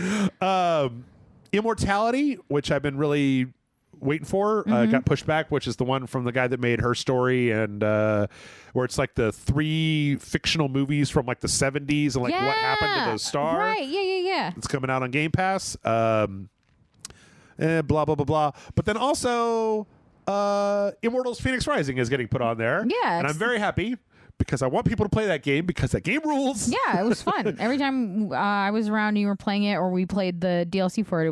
We had a blast. It was very good. Yeah. I played all the way through it. Last Ubisoft game that was worth any kind of damn. So, yeah, and there's some other stuff, but man, that's kind of the whole thing. You look it up. Yeah. It's your job now. Let's see, but that might not be all because the Game Pass Twitter did a thing where they said, sometimes we just like a good landscape picture, hashtag new profile pic, and people think that the picture that they showed, which was a kind of a grassy scene with some rocks in it, is from Death Stranding, and that means that soon the PC version of Death Stranding will come to Xbox Game Pass. That sounds like real speculative. Yeah, I don't know. The people think that they just exactly found the random rocks, and like the background that they used does kind of look like like Death Stranding. Yeah. I mean, Death Stranding has a pretty particular look. It looks like they changed it. That actually is Death Stranding. Oh, well, I guess that gives it away. That's just a bunch of like fish flying up in the air. Yeah. Which is Death Stranding. Yeah. So, yeah, I don't know if they did that between the time that I was looking this up, but almost certainly Death Stranding is coming to PC Game Pass. Nice. So, which is a good thing. More certain now than ever before. Yeah. Death Stranding is a very strange game to play in 2022. Yeah. Or I think I replayed it in 2021 when they put out the PS5 version. Well worth playing. Very interesting. Everybody's like, it's a game about walking around. And I'm like, yes, but only Hideo Kojima could make an interesting game about walking around, delivering Amazon packages to people. I mean, if there's anyone I trust with that sort of story. Yep. Or any sort of story, really. Let's see. Microsoft also revealed recently that apparently the Xbox One sold half as many units as the PlayStation 4 during its lifetime, which is apparently very early on when the sales numbers were down. Microsoft just stopped publishing sales figures for the Xbox One because it was embarrassing to watch the PlayStation kick skyrocket, in the nuts over and over again. But apparently there's this whole thing where Microsoft has had to go in front of a Brazilian board that they're trying to evaluate whether their acquisition of Activision counts as monopolistic to about whether it'll be blocked in their country or blah, blah, blah, blah. Yeah. So there's been a lot of like weird documents and like information's been dropping out. So one of the things that came out was that it only sold about half as much as the PlayStation 4. It doesn't say much more than that, but Sony reported that the lifetime sales of the PS4 were just over 117 million units, which is fucking big. So the Xbox One, by that math, sold less than 58 million. For comparison, the Xbox 360 global sales ended at 84 million, and the Wii U shipped about 13 million. Yeah. So kind of between the two of those. Yeah. I thought this was interesting, but I really was not surprised because, as I say all the time on this podcast, people forget that the Xbox and the PlayStation are competitive here in the United States. In Europe and Japan, the Xbox is garbage and the PlayStation is all day, every day. Yeah. It's between Sony and Nintendo. Nobody cares what Microsoft is doing. They haven't managed to break into those markets yet. So. But yeah, interesting. It is interesting. Interesting stuff. Let's see. One of the other things that came out was apparently this claim from Microsoft, and I kind of unclear. I wasn't able to really dig into this like super hard. I'm not even sure if there's information out there, but that Sony is paying developers to not put games on Game Pass. Like that Sony pays a blocking fee to certain third-party developers as a bounty to essentially say, don't go you're on not Game going to go put Pass. this on Game Pass. That's kind of interesting. It is. On the one hand, like putting stuff on Game Pass, like Microsoft has shown that they're kind of they kind of don't give a shit whether at this point, like they're building the Xbox brand more than like trying to make a lot of money. Yeah. And when I looked at it, Microsoft's net worth is like fucking orders of magnitude larger than Sony's, like as a corporation. Like Microsoft may not sell as many Xboxes, but every single fucking computer in the world pays their toll to Microsoft when it gets sold to have Windows on it. Like Microsoft is making bank on all this stuff. Yeah. So in a way, I understand. I think that I was interested actually to find out what you thought about this, because I was thinking that like you could probably make a case that like this is really what you would consider anti-consumer behavior by Sony, blocking the ability to be able to get stuff at a cheaper price, or because I can only assume from the description that it's like third-party games that are going to be on all the platforms. Yeah. They're paying to make sure that doesn't end up on Game Pass. Yeah. Because if it did, it would just push people further into that ecosystem. I'm of two minds of it. I think it's smart business for Sony, because like you want people to be like, well, it's not on Game Pass, and I don't know if I'm going to buy it. Maybe I'll buy it for my PlayStation or whatever. Yeah.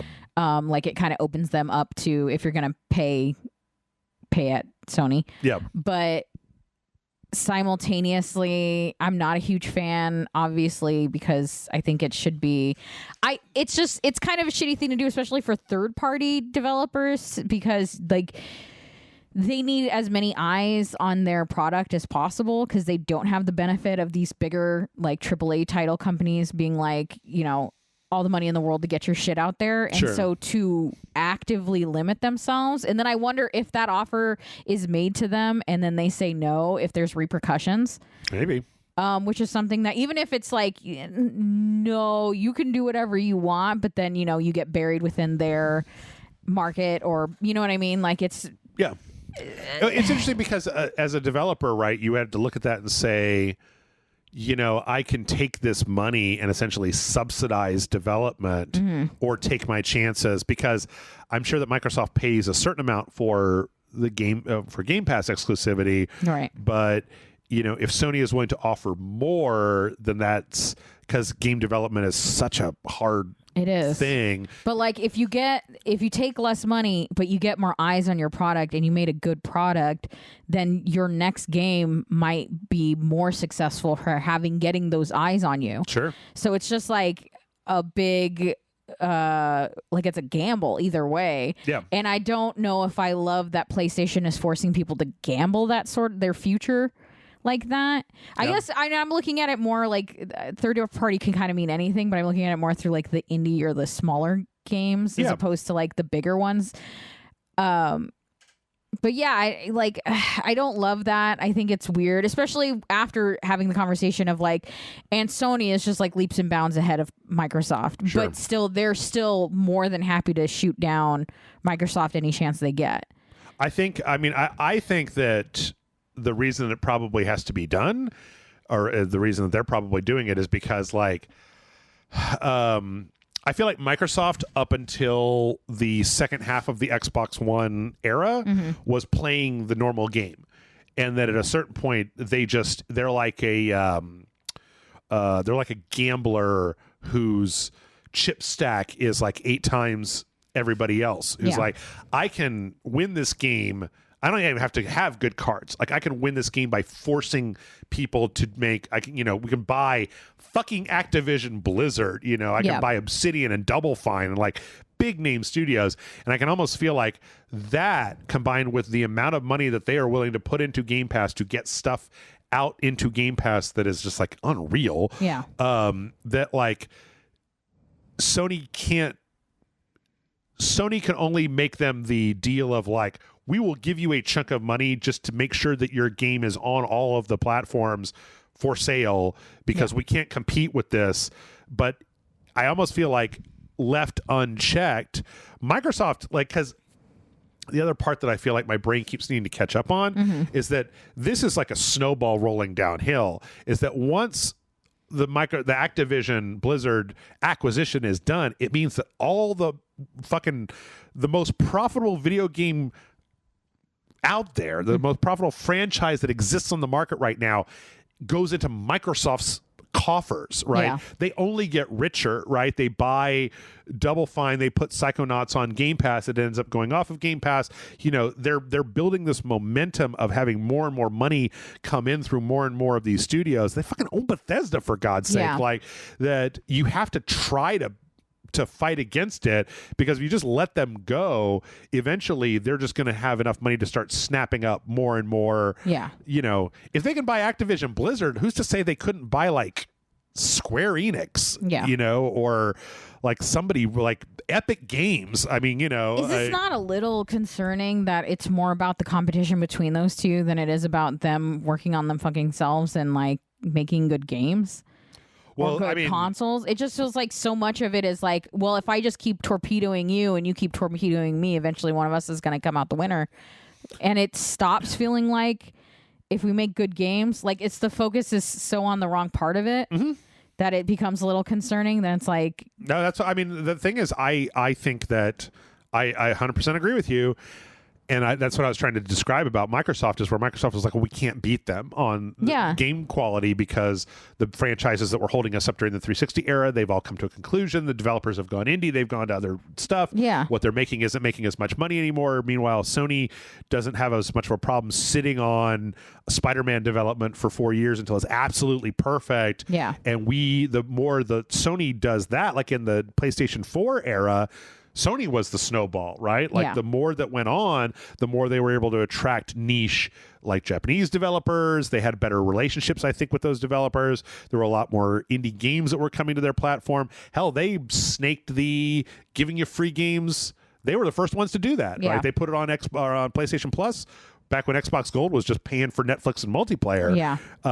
So in a certain way, I agree with you that if I had my druthers, it would just be like, hey, what's good wins. But, you know, like Epic, the only way for Epic to compete against Steam was to start buying exclusivity, because Steam had already become such a monolith by the time that they wanted to get into this place. The only way to compete with them was to just start buying exclusivity deals out from underneath them. Be like, you want to play Hitman 3 day one? It's going to be on the Epic Game Store. That's how it is.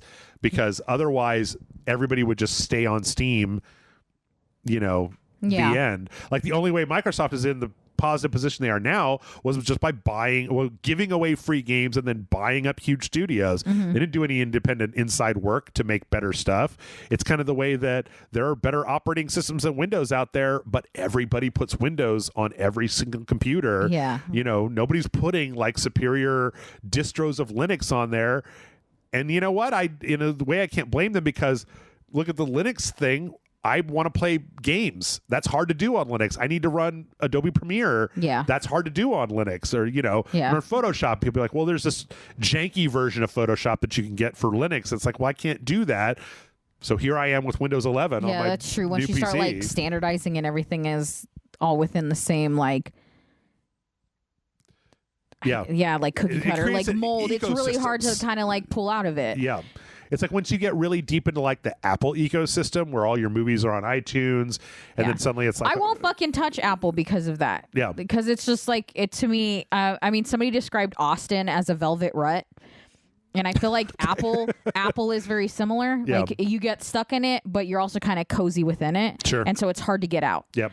And I don't like, to me, that seems like a dangerous, like I can't start get into a thing where that happens. So, yeah.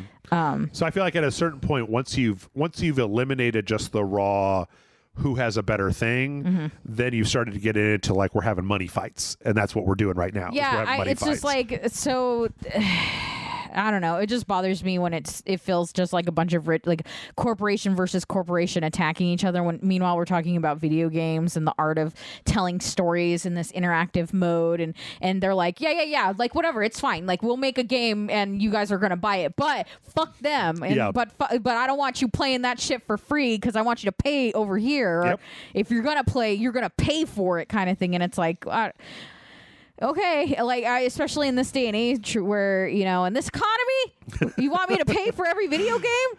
Like, God damn. They also raised they raised the price of video games on the new consoles like to crazy. $70 And I can't afford that shit. Yep.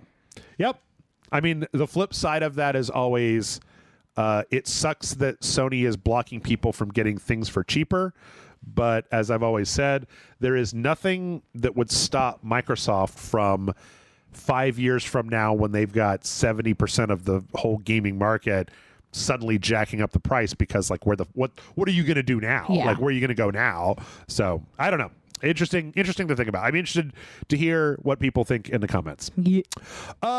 We had another, speaking of Microsoft and Activision, we had another Activision stole my multiplayer skin story. Oh. I don't know if you saw, the last couple of weeks we had this one where a guy on, it was like DeviantArt or something like that, had made a skin that was like a dog head and then kind of a military thing. And Activision put out a Call of Duty skin that was pretty much exactly the same. Yeah.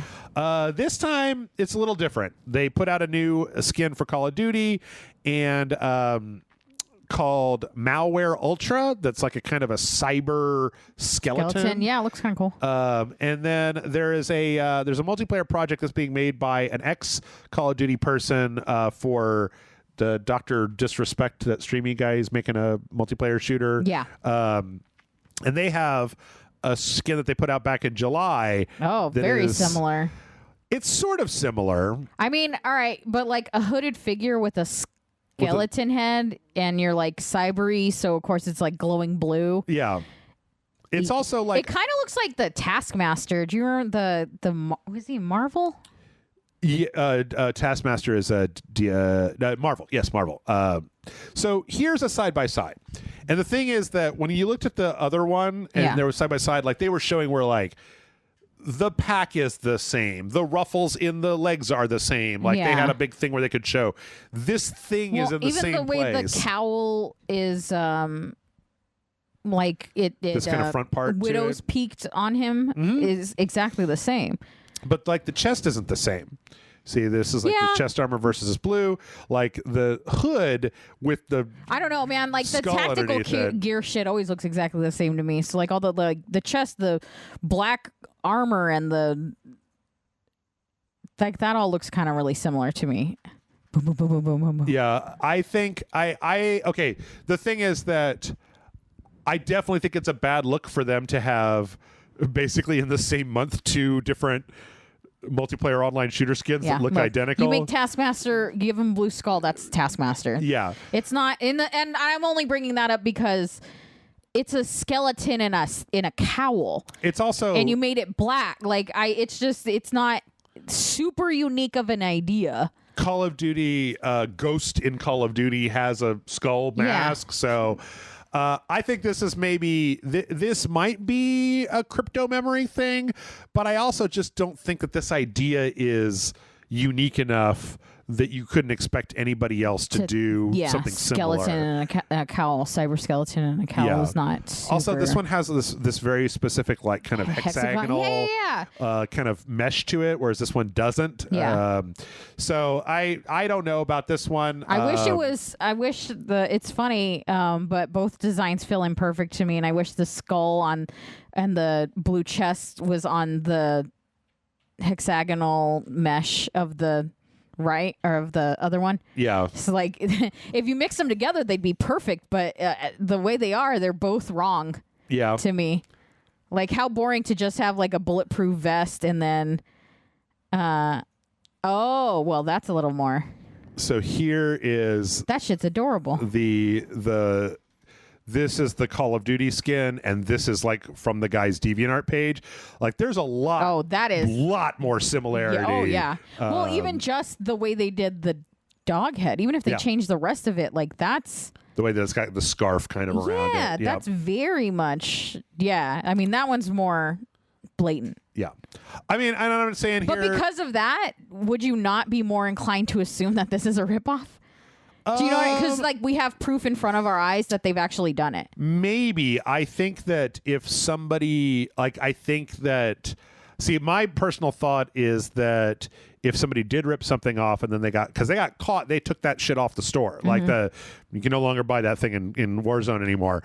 That if they did that, they would be like, okay, like you guys are making sure that this shit doesn't happen again. Yeah. And that or changing it just enough. Do you know what I mean? Right. Like, what is the dialogue that was said? Was it, we better not catch that you guys are ripping off other people's skins? Or was it, if you're going to pull inspiration from a reference photo, be sure to change it enough that we can't get sued? And that's what this is. Do you know what I mean? Yeah. I'm also, I think I'm just also really sensitive to crypto memory and artists seeing a thing, being inspired by a thing, you know. It's rough because so many artists use and need reference photos. Yep. That how far does a reference photo have to go before it's just copying? Just a copy. Yeah, exactly. So, well, also, I mean, I just don't think that it's, I don't think that it is. I think that the chances that it was an accident when they copied the dog head are very low. I think the chances that it's an accident of coming up with Cyber Skull Tactics guy is like higher. That's all I'm saying. It's because that is much more generic. Like that is such a roll of the dice of already existing, like skeleton, cowl, all black, cyber god. Like it's all there. We've already seen these in different everything else. I mean, you just pulled up Taskmaster that looks an awful lot like 100%. this, you know? Like they could have used Taskmaster as a reference photo and then been like, but you know what? I'm gonna make him blue. I'm like a cyber. That's all it fucking takes.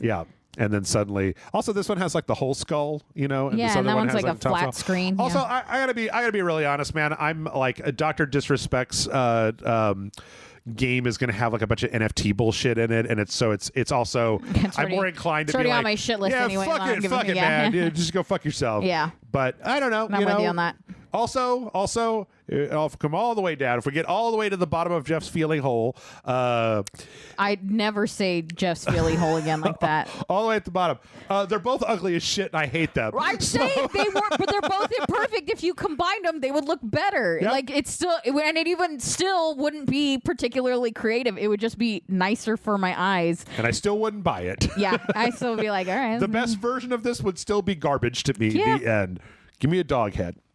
Give me a dog head any day, baby. Let's see. In other controversial news, we have something that's a lot less fun than yelling about cyber skulls. Boo.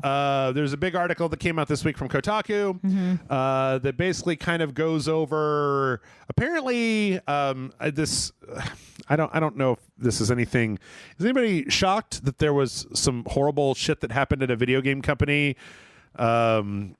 At this point, no. This is an article that's talking about QA testers at Nintendo of America, and specifically lady QA testers at Nintendo of America. That apparently, oh boy, it's okay. Here's the thing. I encourage everybody to go read this article. It is called Nintendo of America's Testers Say They Faced Years of Sexual Harassment by Sissy Zhang. It's kind of a greatest hits list of, first off, a lot of this is from 5 to 10 years ago, but there's not a lot of indication that a lot of it has changed. There is our kind of list of greatest hits. First off, Nintendo has like full-time employees, and then they have temp employees that come through a temp agency like a lot of technology companies do, as is the case that we know of with a lot of QA people that are temps are treated like absolute and total garbage. Apparently one of the big deals from this was they talked about how they have this big holiday party every year at Nintendo, and like, you know, temps are not allowed, like only the full-time employees are invited. There is a lot of if you pay any attention to this stuff, the standard stuff that you hear a lot of times from ladies working in primarily male-dominated industries like video game stuff. A lot of these are women who wanted to work for Nintendo because they were like, I love Nintendo. And then they found, how do I convert from temp to perm? Well, you have to know the right people, which means you have to get into the social circles. And a lot of those are real, like, dude focused. It's a man's club. It's a boys club. It's a real, like, we're going to the sports bar for lunch. And if you don't know Jenkins, then, you know, this is a problem. I actually wanted to bring this up because I feel like this is a problem that I've had in the past where, like, there was a very much a culture, and I bet it still exists. It's probably even worse now, of the temp to perm pipeline with no, like, rules. Yeah. Like, if they like you, then they'll make you a full-time employee. And it's like, well, what does that mean? And it's like, most of the time it means, did you suck up to the right people? Were you willing to work unpaid on the weekends? Were you willing to, But the worst part is you suck up to the right people, you work on the weekends, you give them all you got in the hopes of what a lot of times they don't even, it's not even an existing position. Yes. Like, and they don't tell you that. They just, you do the right things. You never know. We're always trying to bring in more people, and then they don't do it. And then, 2 days before Christmas, they fire you. Like, they don't really care. Any corporation doesn't care. Yep. There's very much the we had a Slack channel for goofing off and making jokes, and then some dude came in and started being real raunchy and posting like weird sex stuff in there. And that was a full-time employee, and so I couldn't do anything. Yeah. I went to HR, or went to my boss, and they said, you're being too sensitive. It's just a joke. Yep. And then you get branded as that lady that can't take a joke. Well, we don't want fucking her around. Like, don't hire her for a full-time position. I've oddly enough been involved in something like this in my previous job that I just left, is that, like, people were complaining about coworker who's one of my closest friends right now, dealing with sexual harassment with our manager at the time. Very much, because the manager that in question is somebody that was very much asks every girl to give him a hug every shift. Yes. To the extent that I said no. I don't like being touched by people that aren't like very particular friends of mine. Like, I'll give you a hug. I hug John all the time. Sure. You know what I mean? But like, I don't hug coworkers. No, not strangers. Yeah, I don't. None of that I'm cool with. Yeah. And at some point I told him no to a hug, and I regularly tell him no. And but why? Why not? Why not? You give the best hugs. I don't know if you guys know this, but saying you give the best hugs is gross. A boob comment or a body comment at worst. Like, it's a very uncomfortable, and I don't like it. Anyway, she had dealt with worse in text message of like, send me nudes. We should go out. What are you doing right now? He would treat her like shit at work and then text afterwards like, but you look beautiful. You look beautiful all day. And it's just really inappropriate things. And people found out, coworkers found out, and were mad at her for not going to HR. When HR found out, they never contacted her and gave him a write-up. Yep. And we're like, very much avoided her. Yep. Because they were like, if you come to us and make it a problem that we have to deal with, then not only is it going to be bad because now we have to replace a manager because somebody was being really sensitive, and she will deal with the repercussions of it. They also let every employee know that happened, except they didn't talk to her about it or her side of it. Like, so even if somebody does something inappropriate, being a woman in any industry where people don't give a fuck, and it's so much easier for people to just be like, well, like, we slapped his wrist, so it's okay. It's being a woman or any minority, any like not hyper privileged, like white cis male that can kind of get away with anything. Sure.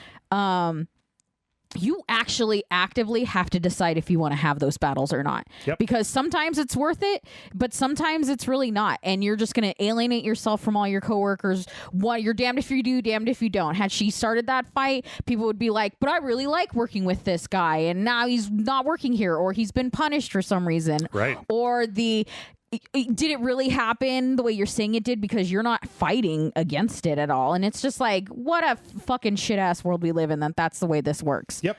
I am 100%. My general feelings on this sort of thing have come to, you're at work.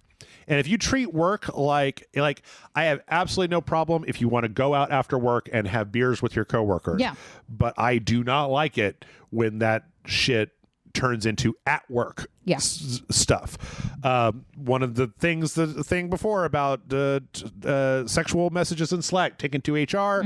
Guy was a full-time employee, was sent to sexual harassment training. Meanwhile, then she can kiss any advancement. Yeah, goodbye. because she's a troublemaker. Right. Because now we have to deal with somebody that's sensitive about this sort of thing. Yep. Yeah, 100%. There was another one about lady that's been there for a long time asks guy how much he got hired on for, and found out it was like $3 more, which then turned into what was like 3 to 4 months of teeth pulling with HR, where she ended up getting a $2 raise to still $1 below dude that just got hired on, even though she had seniority and had been there for a long time. There's some stories in here about, oh, I'm gay.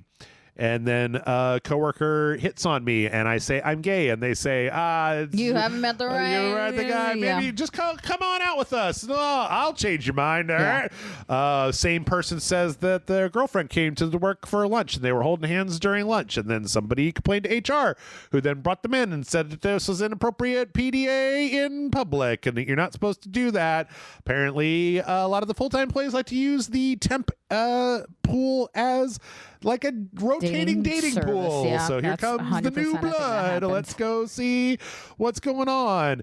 All this shit is not new, and the fact that it's happening at Nintendo to me is not the saddest part of this is that none of that is specific. It would be actually great if this was the only place that this was happening, but the fact that both you and I and a bunch of the people listening know this is just some bullshit. Yeah. The way that people jerk around in the corporate industry, it's just another day and more horse shit. Yeah. So, I recommend everybody go read this stuff.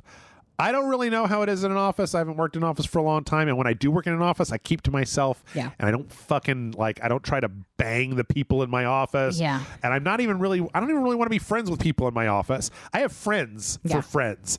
I'm not so sad that I need to I don't need coworkers to be my friends. Yeah. The last 3 jobs I had before I started RageSelect, they were just like, oh no, it's your last day. We should keep in touch. And I was like, sure. Yeah. It's funny. Friend me on MySpace. I'll let you know. Yeah, on my last day of my previous job, because I'm like 2 weeks into a new job, so it's still real fresh. I had a lot of like, oh, I'm gonna miss you, and like we should like hang out, but like kind of that like polite, we should hang out sometime thing. Yeah, I have a group of people from my previous job that I'm like still friends with for sure, but I do remember telling one of this is like an older lady, and she was like, oh, I'm really gonna miss working with you. Like I really enjoyed our talks and our hangouts and whatever. And I was like, oh yeah, you can always text me. And she's like, I'm not gonna do that. I'm not gonna do that. And I was like, all right, fair enough. It was nice knowing you. And like I'm totally down for that. I'm like, there was a girl that I worked with that everyone would always like, you two would be best friends. I don't know why you two don't hang out outside of work. And both of us simultaneously were like,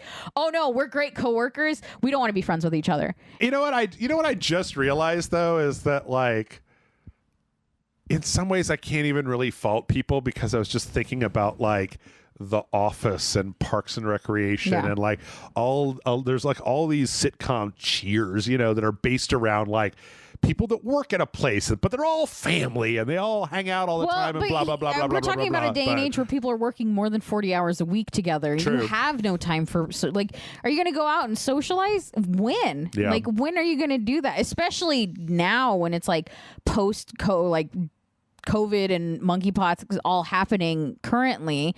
It's so... We're just going to do this podcast at the bar from now on. Right. Yeah.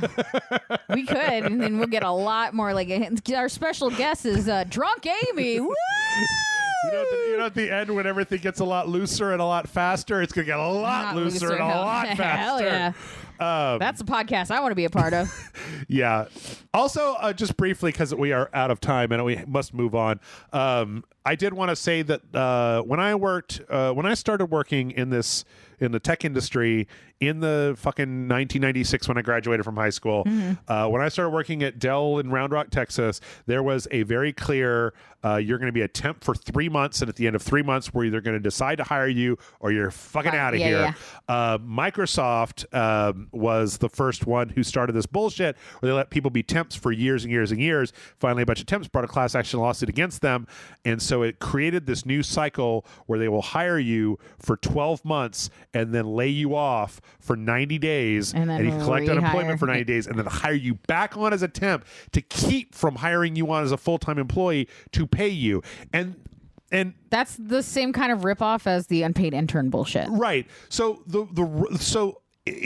on top of everything we've just talked about, that system creates this weird, indefinite this indefinite hanging for a person, where you will have people that have stories about like the third time I worked there, I got hired on full time. It's like, that is unacceptable. That is fully unacceptable that we allow people to be like, you could be a temp for a year. Yeah, that's abusive. It's not how it's supposed to work. Yeah, that's in It's this like fucking society where in this economy, I hate, but like, you know, like we all become old on this podcast. Okay? But like, you know, you to not know if you need to be saving up for when they eventually fire you, because there is no guarantee one way or another that you're going to go from like the idea of a temp agency was initially just to get people working while they look for permanent jobs. But now all these places promise you a permanent job if you just fucking grab whatever brass ring they pretend is out there. And it's just like inappropriate. It's dangerous for a lot of people. It really stunts life for a while. Like that's crazy. It's an ever-present anxiety because you don't have a job. You have a temp thing. Like, you don't even report to the people at the place. You have like a separate manager.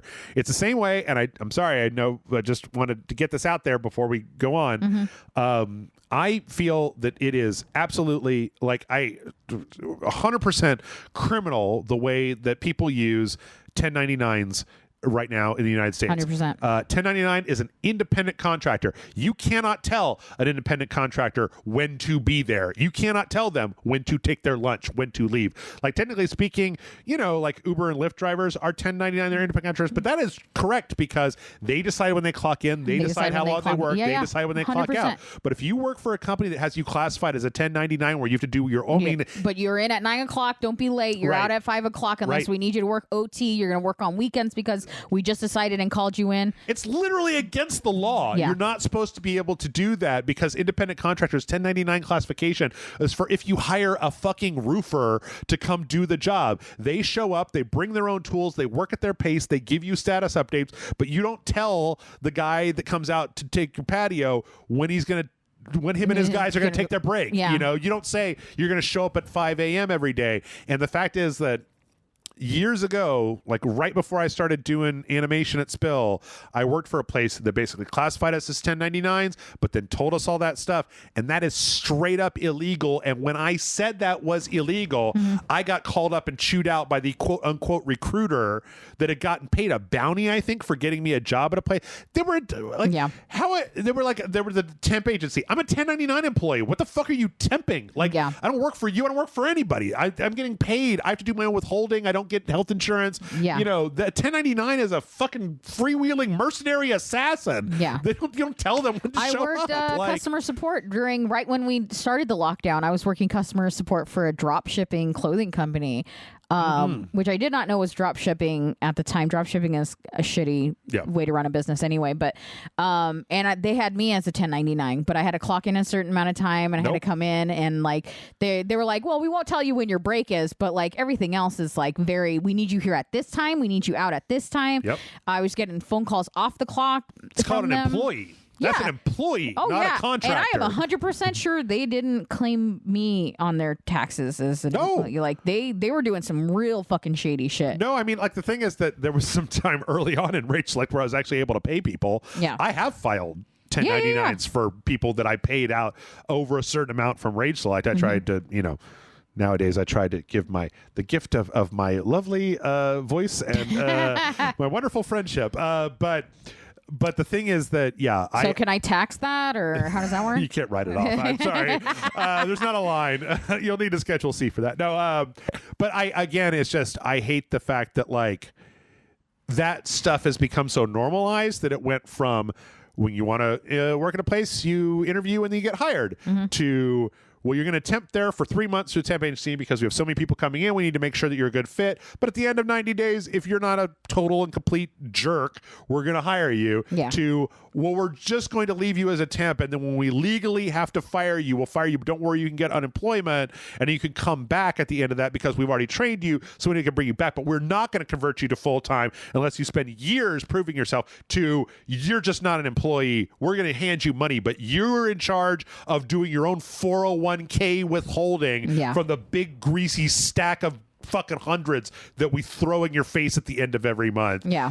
But we still need you to come in and work quote unquote overtime. We're a family though. Remember that. Even our temporary, but don't come to the family dinner. Yeah. So it's just like, that's too much. It's just when you do that sort of stuff, then you're breeding, like you are creating strata of employees with different values in your company, and the lowest ranked employees will, unless you are very diligent, get abused. Yeah. And none of this stuff is like Doug Bowser shot a girl and it was just like no problem. Everybody was like, no, he didn't do anything. Like, it's not that. What it is this just like this substrate of shittiness that just runs through these industries to the point where it's like, I think that if some guy comes into the fucking fun Slack and starts posting about which Pokemon is the most fuckable and has like a really in-depth, like, super inappropriate, detailed description of why. That's the thing. I got linked to the Reddit post where it was just like, oh no, it's this water type and it would be moist all the fucking time. So you could rail it for hours and hours. I'm just like, no. Yeah. I don't care if you're a man or a woman or whatever. You can take that shit home and jerk off with it. Yeah. Not in the work Slack. Just get the fuck out of here. Like, anyway, sorry. This stuff gets really under my skin because I was just trying to be regular in the world, and the idea that and I feel like I'm not trying to make stuff about me, but over the years I feel like I've gotten semi-ostracized sometimes at corporations because I'm just like, well, I showed up at 8 and it's 5 and I'm done. Yeah. No, I don't want to go to the bar. No, I don't want to come to your fucking Super Bowl party. I don't want to be friends with you. Yeah. This is a paycheck. This isn't a fucking lifestyle choice. Yeah. Like, and then it's just like, oh, well, he's not really a team player. The problem is that I've always been good enough at my work that like it overcomes the antisocial. But the idea. You know what they call that now? What's that? Soft quitting. Oh, no, I heard about that. Yeah. Have we talked about that? No. Yeah, they're like, it's the soft quitting, and people made articles about like that's what's wrong with like millennials. Quiet quitting is what I've heard too. Yeah. And it's very like, just so what's wrong with the new younger generations is that they're not. And it's like, no. That is exactly what's right with these new generations. You guys wanted to treat us. You wanted to use the word family, but you wanted to treat us like cogs in the wheel. And when we decided that if you want us to be cogs in the wheel, we will not do more than what a cog does. We will show up, we will work, and then we will fucking leave when it's our time to not be a cog, so that we can have a life outside of work. And then you guys act shocked Pikachu face that we are doing what you treated us as. Yeah. And now you want us to like fucking show up, high five. I'm bringing coming in early, bringing muffins so everyone no. You guys are not my family. Yeah. We are here to work, and then we leave. I might be cordial, nice, and friendly while on the clock to make the work environment an easy and cohesive one. But I am not here to tell you about my fucking cousin's wedding that I went to last. Like, I don't fucking care. I don't want to be friends with you. And more to the point, I don't want to hear it from you. Is this about the deliverables that are necessary for Friday? Is this about the meeting that we're having with the outside clients in 8 days? Is this about your kids? Okay, well, get the fucking kids out of here. I don't give a shit about your kids. Yeah. Like, you fucking take your kids and throw them into a quarry. I don't give a shit. Like, just tell me about the work and leave me the fuck alone. Yeah. And you will get wonderful results out of me. But anyway, it gets me real hot. Hot. Like Doug Bowser is hot, apparently. Okay, we've got to go faster because we are actually all the way out of time. Woo-hoo. So Doug Bowser came out and basically reiterated the kind of standard corporate line of just like we have a zero tolerance policy for sexual harassment or any kind of inappropriate workplace behavior. Except for all those pastimes, now we're deadly serious about it now. They did. Nintendo has actually made an effort to kind of try to ramp up HR stuff. I think the problem is that kind of like we were talking about before, anybody who's been in the real world knows, oh God, don't go too far on this. Anybody who's been in the real world knows that, like, sometimes you'll bring this stuff to your manager and then your manager will shut it down before it meets HR. Sometimes that if you go to HR, that everybody else is going to fucking know that you had a problem and went to HR, and then that's going to tank your stuff. So sometimes, like you just said, you have to make that. You have to decide what battle is the correct battle. Do I want to potentially tank a full-time prospect here Yeah. to go to HR to get the guy to stop talking about fucking Pikachu, Yeah. you know, then like you don't go to HR, and so then HR doesn't get the complaint, and then Doug so Bowser HR is gets like, to be like, well, we didn't know. Meanwhile, in every employee handbook I've ever had that has an HR department says take it to your manager before taking it to HR. Yeah. Best case scenario, best way to do it, as far as I'm concerned, as somebody who's only on the outskirts of interacted with both HR and managers for these sorts of things, make an email, always in writing, never go in person. Fuck that. They always tell you whatever they want, and then they do whatever they want in writing, totally different. So manager and HR person, CC them both. yes. It happens at the same time. I mean, yeah, it's that way you don't get the manager retaliation of you went above me to go to HR, and you don't get HR going, well, management never told me. Tell them both at the same exact time and be like, the fucking documentation says that I should maybe do it in this order, but I just felt like it would be streamlined and easier if I do this, and then you send them to both. Yep. This is the only and easiest way, and that doesn't even guarantee that your problem's going to get resolved. It just guarantees that you're covering your own personal ass. Yep. That's all I got for you. Yep. Let's see. Nintendo of Japan also in the news this week. They had a fire at their headquarters. Yeah. Apparently, Like a literal fire? Yeah. Somebody lighting shit on fire? Apparently, it was like a faulty, like a charger or something that overloaded and that'll happen. caught a section on fire. It wasn't a big thing. It was just everybody evacuated and everybody's fine, and it was fine. And police came and it was done. Let's see. You know what? We're just going to skip over to the trailers. We had some DLC, or not DLC. We had some Saints Row trailers. Yeah. Next week. Next week. Yep. Yeah. I'm hyped as fuck. It looks like Watch Dogs, baby. Story reveal trailer, which is Saints Row AF. I really like the fact that like the further we got down to the Saints Row development, the more this game looks exactly like a Saints Row game. I would like to just go on record as saying that I thought it looked good from the get. A man always believed. I never doubted him for a fucking second. I said, yeah, this looks pretty bare right now, but give him some time and I bet it'll look better. I've been down with this shit since the get-go. I'm not the person that was, if anything, I'm a little more like, this looks like Watch Dogs. Yeah. Well, you know, it used to be a Grand Theft Auto rip, but now it feels a little, you know, very like, yeah, we're bad guys, but we're doing it for the right reasons. Is very Watch Dogsy. I kind of feel like I keep getting Saints Row 3 vibes. Well, it still feels like a Saints Row game. Yeah. So that's all that matters to me. But it does feel like they were like, well, we're not doing Grand Theft Auto. We'll just do something else. And even then, Saints Row always had a little bit of what Watch Dogs 2 had, which is that like being the bad guys, but for the right reasons. Where like Grand Theft Auto was very being bad guys because we're bad guys, and isn't it fun being shitty? Yeah. Yeah, I could see that. Yeah, so they had two really good trailers. One was the story reveal trailer that just kind of had a big overview of the story, very bombastic. The second one was the I actually did put the second one on here. The second one was just kind of like, here's all the gangs, here's the setup, here's everything you could do. Yeah, and it looks fun, man. Looks real good. Yeah, I'm real hyped. Also, open world games that came out this year: Elden Ring, Horizon Forbidden West, Saints Row. Has there been anything between there? I don't think so. There's probably something, but whether or not it's an actual like third-person action kind of thing, as opposed to like, I don't know. We'll see. Yeah, I'm sure somebody will say in the comments. God of War Ragnarok put out one of my favorite live-action trailers. I usually don't like live-action things. Yeah. Felicia Day is here to basically read you a rhyming storybook during the Frost Morgan or whatever the fuck it's called, the big storm before Ragnarok.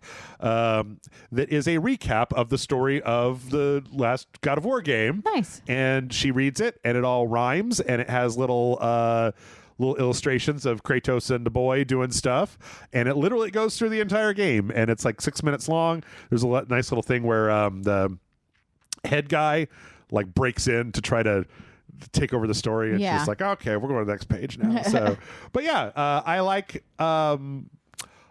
Felicia Day a lot.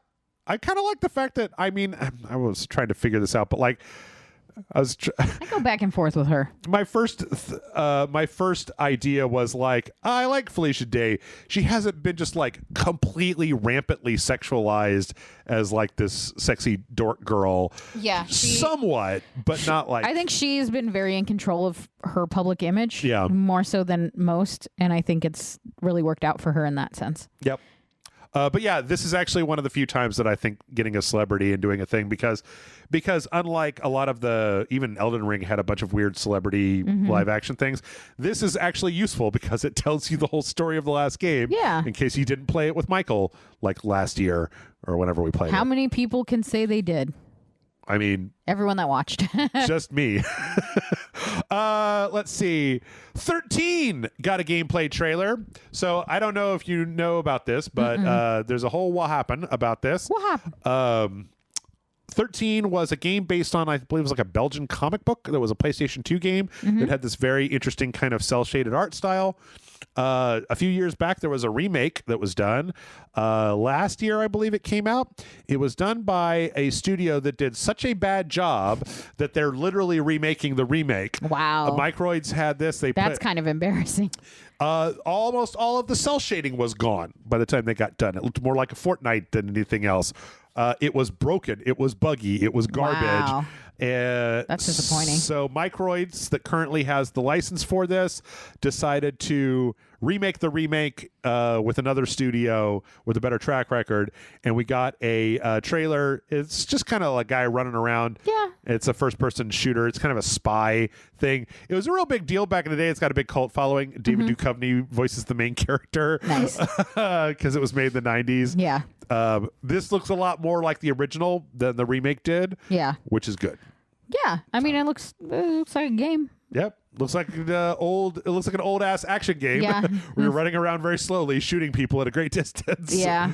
I would play that and listen to David Duchovny's voice any day. Just his real monotone. Yeah, hell yeah. I'm a spy guy. That was my David Duchovny. Let's see. Let's skip that. Okay, Amanda. Yes. I believe that Bloody Hell Hotel is going to be your favorite game of all time. Ooh. No, maybe not of all time.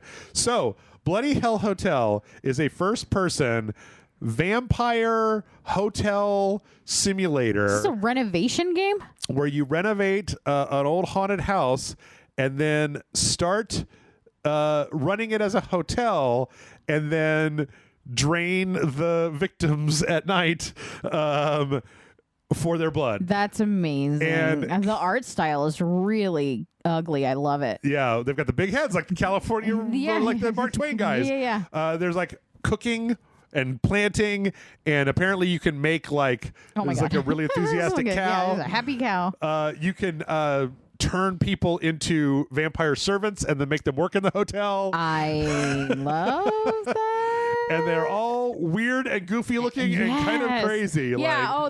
Hell yeah. There's combat. There's combat in there. There's some skelly bones with like top hats. And my cow.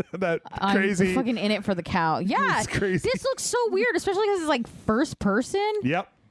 So and it's all like weird really witchy hands or vampire hands. Fast. It's all like feels like sped zoomy. Up. Yeah. That's cool. I mean, I don't know. This looks like fun. Yeah, I agree. I mean, it's unclear whether this is like what the actual game looks like or if this is, just kind of done for a trailer. But it definitely, what somebody said, it was like a combination of V Rising and Stardew Valley type of thing. But it's weird enough that I would try it for sure. Yeah. It also kind of has a weird, it's just weird Tim Burton-y, desaturated kind of look. Yeah. And this weird big head characters. Yeah, with the movement and then the fucking weird cow that's all over this trailer. So, yeah, y'all should all go check out the trailer for Bloody Hell Hotel.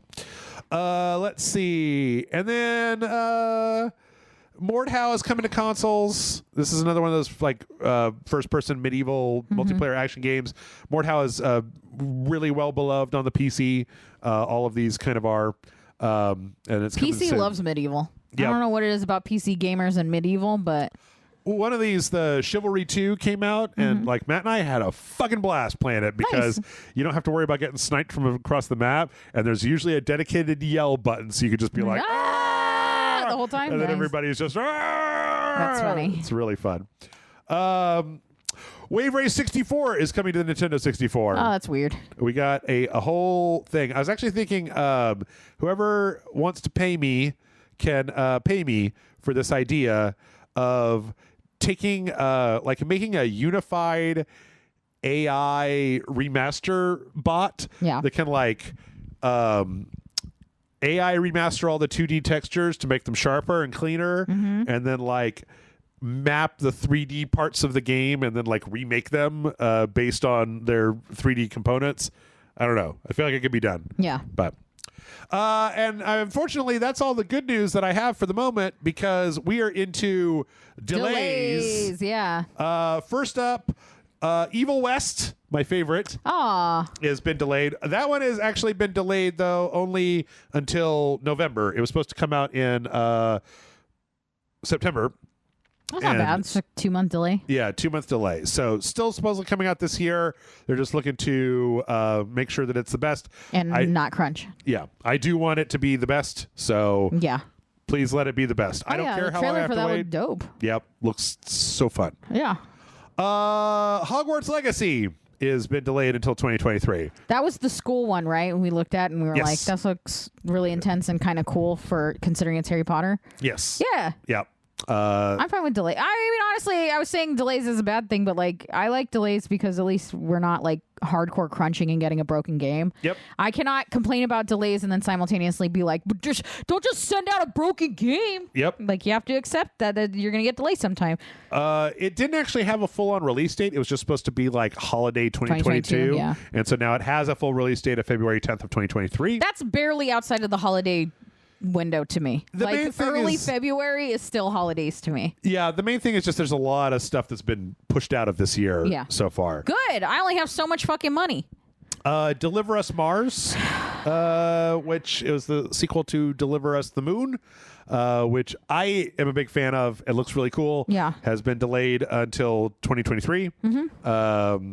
February 2nd of 2023. So sounds like February is going to be a little...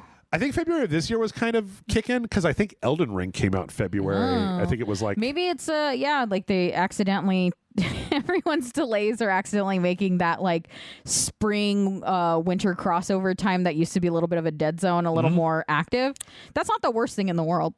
It's a little bit bad for me because it means that from late December until February is kind of dead. Yeah. But I don't know. It's hardly. It's fine. Late December into February is vacation time. That's true. That's true. Metal Slug Tactics has been delayed. This was announced at the Game Awards last year, I believe, which was taking Metal Slug and making it into a weird roguelike tactics game.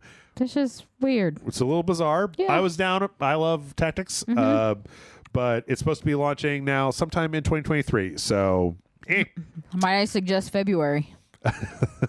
And then last but not least, Planet of Lana, which was part of the Thunderful Games with Mark Hamill showcase that looked like Inside, sort of, except you were on an alien planet and it was like a guy and a little cat monster, and there was robots had taken over everything, and so you were trying to escape from the robots. So it was a 2D side-scrolling adventure. Spring is now spring of 2023. That's not the worst. Yeah. Well, it was announced at E3 2021 with 2022 launch window, and now it's pushing out. Yeah, but again, that's not even particularly crazy for a video game. Yep. I have a big theory. I've said it before. I will say it again. I believe that 2022, that this is the year where we finally hit the pandemic delays. Yeah. The stuff that was supposed to come out in 2020 did come out in 2020. A lot of that stuff got pushed into 2021, which made 2021 pretty solid as well. It was the stuff that started development in 2020 or was early from 2019 development cycles that has now been pushed because of working from home, staffing, labor, supply chain, take your pick, COVID, the whole thing. Yeah. And that we're finally seeing that stuff where it's just it just can't make 2022. And so this year is ending up, because I keep reminding myself that like there hasn't been that many like big whoop-ass bombastic games this year. There've been a lot of games, but there haven't been as many just like grabs you by the cojones and won't let go Elden Ring style games. I mean, Elden Ring's special exception, but Yeah. just not that many like, oh my God, I can't believe it games. If you want to buy the DLC for Crusader Kings 3, do it now because and it's something I've never actually seen before. Paradox Interactive has announced that they are raising the price of the DLC packs for this like 2-year-old game What? from $7 to $13. Whoa, for that's almost doubled. yeah, for like existing packs, not like the ones that are coming out, but like the ones that are currently out that are currently $7 are now being raised to $13. Weird. Because they're just like, the economy, and Yeah. it's like, guys, we don't allow people to do this. Yeah, we don't not allow like you this, to raise the price of games that have been out for 2 years. You're supposed to lower the price of games or make a new DLC and then charge And then twice as much. Yeah, and then you can charge more for the new stuff. But Yeah, but like once a thing is out for a price for video games, we generally don't allow you to like, unless it's like secondary market eBay. They only made 800 copies of this. yeah, and that's an entirely different story altogether. Yep. And then let's see, Bricktales is coming out to consoles and the PC later this year. Yes, So- dude, I keep looking for it. Yeah. Well, yeah, we played it. Isn't this the one we played? No, this is not the one we played. We played Lego Builder something. We played the ray trace version of the Lego Builder something that had the real abstract thing with the little father and son. Oh, This is not that. This boo. is from Thunderfall. It's actually it's an interesting game because what it is it's like a little diorama with a bunch of problems. Yeah. And Oh you can no, kind of solve them however you want. yeah, but I do remember this one too. Oh, they need to bring out the other one because yeah, I think that other one's already out. I went looking for it. I could be wrong. I stopped after a while because I was like, it's never fucking out. It's Lego Builder's Journey, I believe. Lego Builder's Journey, Steam. Let's see. Platforms. Oh, it says it's on the Switch now. Yeah. 2019. Weird. Yep. Yeah, because I went looking for it. Oh well. It was a very small game. I can't. Yeah. It wouldn't be surprising if it got lost in the shuffle. All right. Let's finish it up. My new favorite game of all time that I've been seeing online Yeah. is this game that somebody's making called Squirrel with a Gun. It looks great. It is literally just an open world It's game. an Unreal Engine 5 game. Yep. John showed it to me and he was like, isn't this hilarious? And I'm like, get me Unreal Engine 5. This is fucking crazy. People are making all my dream games and I'm over here just not making them. It's just a tiny squirrel with like an actual full-size gun. Yeah, and like robbing people, taking stuff. They show a part where the squirrel literally flies by putting like an Uzi down and shooting it up in the Because air. the physics for the gun don't change just because it's a squirrel holding it, so you like get full recoil. Yep. Squirrel with a gun. God, it looks so stupid. It looks awesome. I want Unreal Engine 5. I want to just make these shitty, weird games, sell them for like $5 on Steam, and just make bazillions of dollars making my dumb ideas. You know what? All we need to do is find you a spare laptop That's somewhere. what I'm saying. Just Amanda Games. Yeah. All right. Fun stuff. We got some more AI generated stuff, which is fun. This one was actually from an AI. This is from an AI fusion renderer called Stable Diffusion. That will take two prompts and then smoosh them together, and somebody did them with Overwatch characters. Nice. So this is Mercy and Junkrat, called Merkrat. We've got the Wrecking Ball and Cassidy, I think his name is now, McCree. Yeah. Torbjorn and Tracer. That's amazing. This is Genji and Brigitte. Oh, nice. The Widowmaker and Zenyatta. These are so. What's interesting is that I like this Doomfist and Lucio. Yeah. So what I thought I had an idea that I'd never had before. Yeah. Which was really interesting is that these are all like I don't know if they had to do a bunch of different generations, but these are good. Yeah, a lot of these are really good. They're good enough to the point where I feel like you could take these designs and then just like make a new game out of them. Yeah, well, and then just like you could take this Mercy Junkrat mashup, and like throw it into, and then just like use it as a reference, draw that character, and boom, you've got a really cool looking character because you've literally taken like the weird talent of the people that do character design at Blizzard, but then you've mashed them together into something that's brand new. So instead of having to like do that with your brain, you could do it with the AI. Yeah, but it's technically not like copying a thing. But then that got me into this really weird headspace. I think Matt's been talking about there's become a new thing where artists are starting to push back against your AI can't use my art as a substrate for its evaluation because it means you're taking my style. Yeah, there have been artists that have found their work essentially in, like, you can see their work in that mashup. Yeah. And it's been causing a bit of issue. Yeah. So I don't know. It's probably what I just described is probably wholly and completely unethical, but it also is kind of an interesting.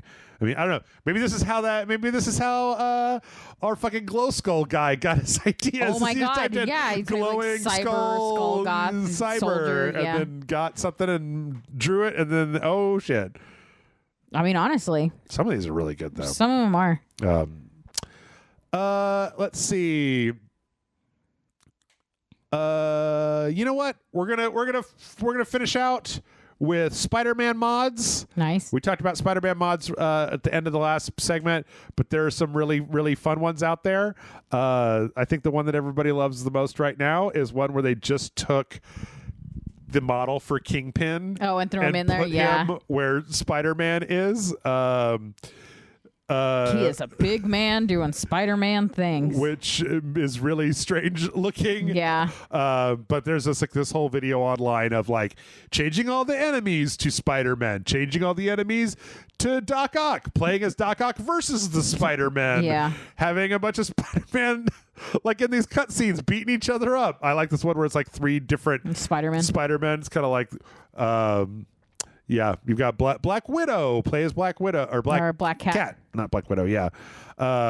It's cool. I love the modding community. I love it when they get in there and do crazy Have shit. Fun. I know they did Stan Lee as one of them. Yes. There've been some symbiote ones. Yeah. Yeah, Stan Lee is a good one.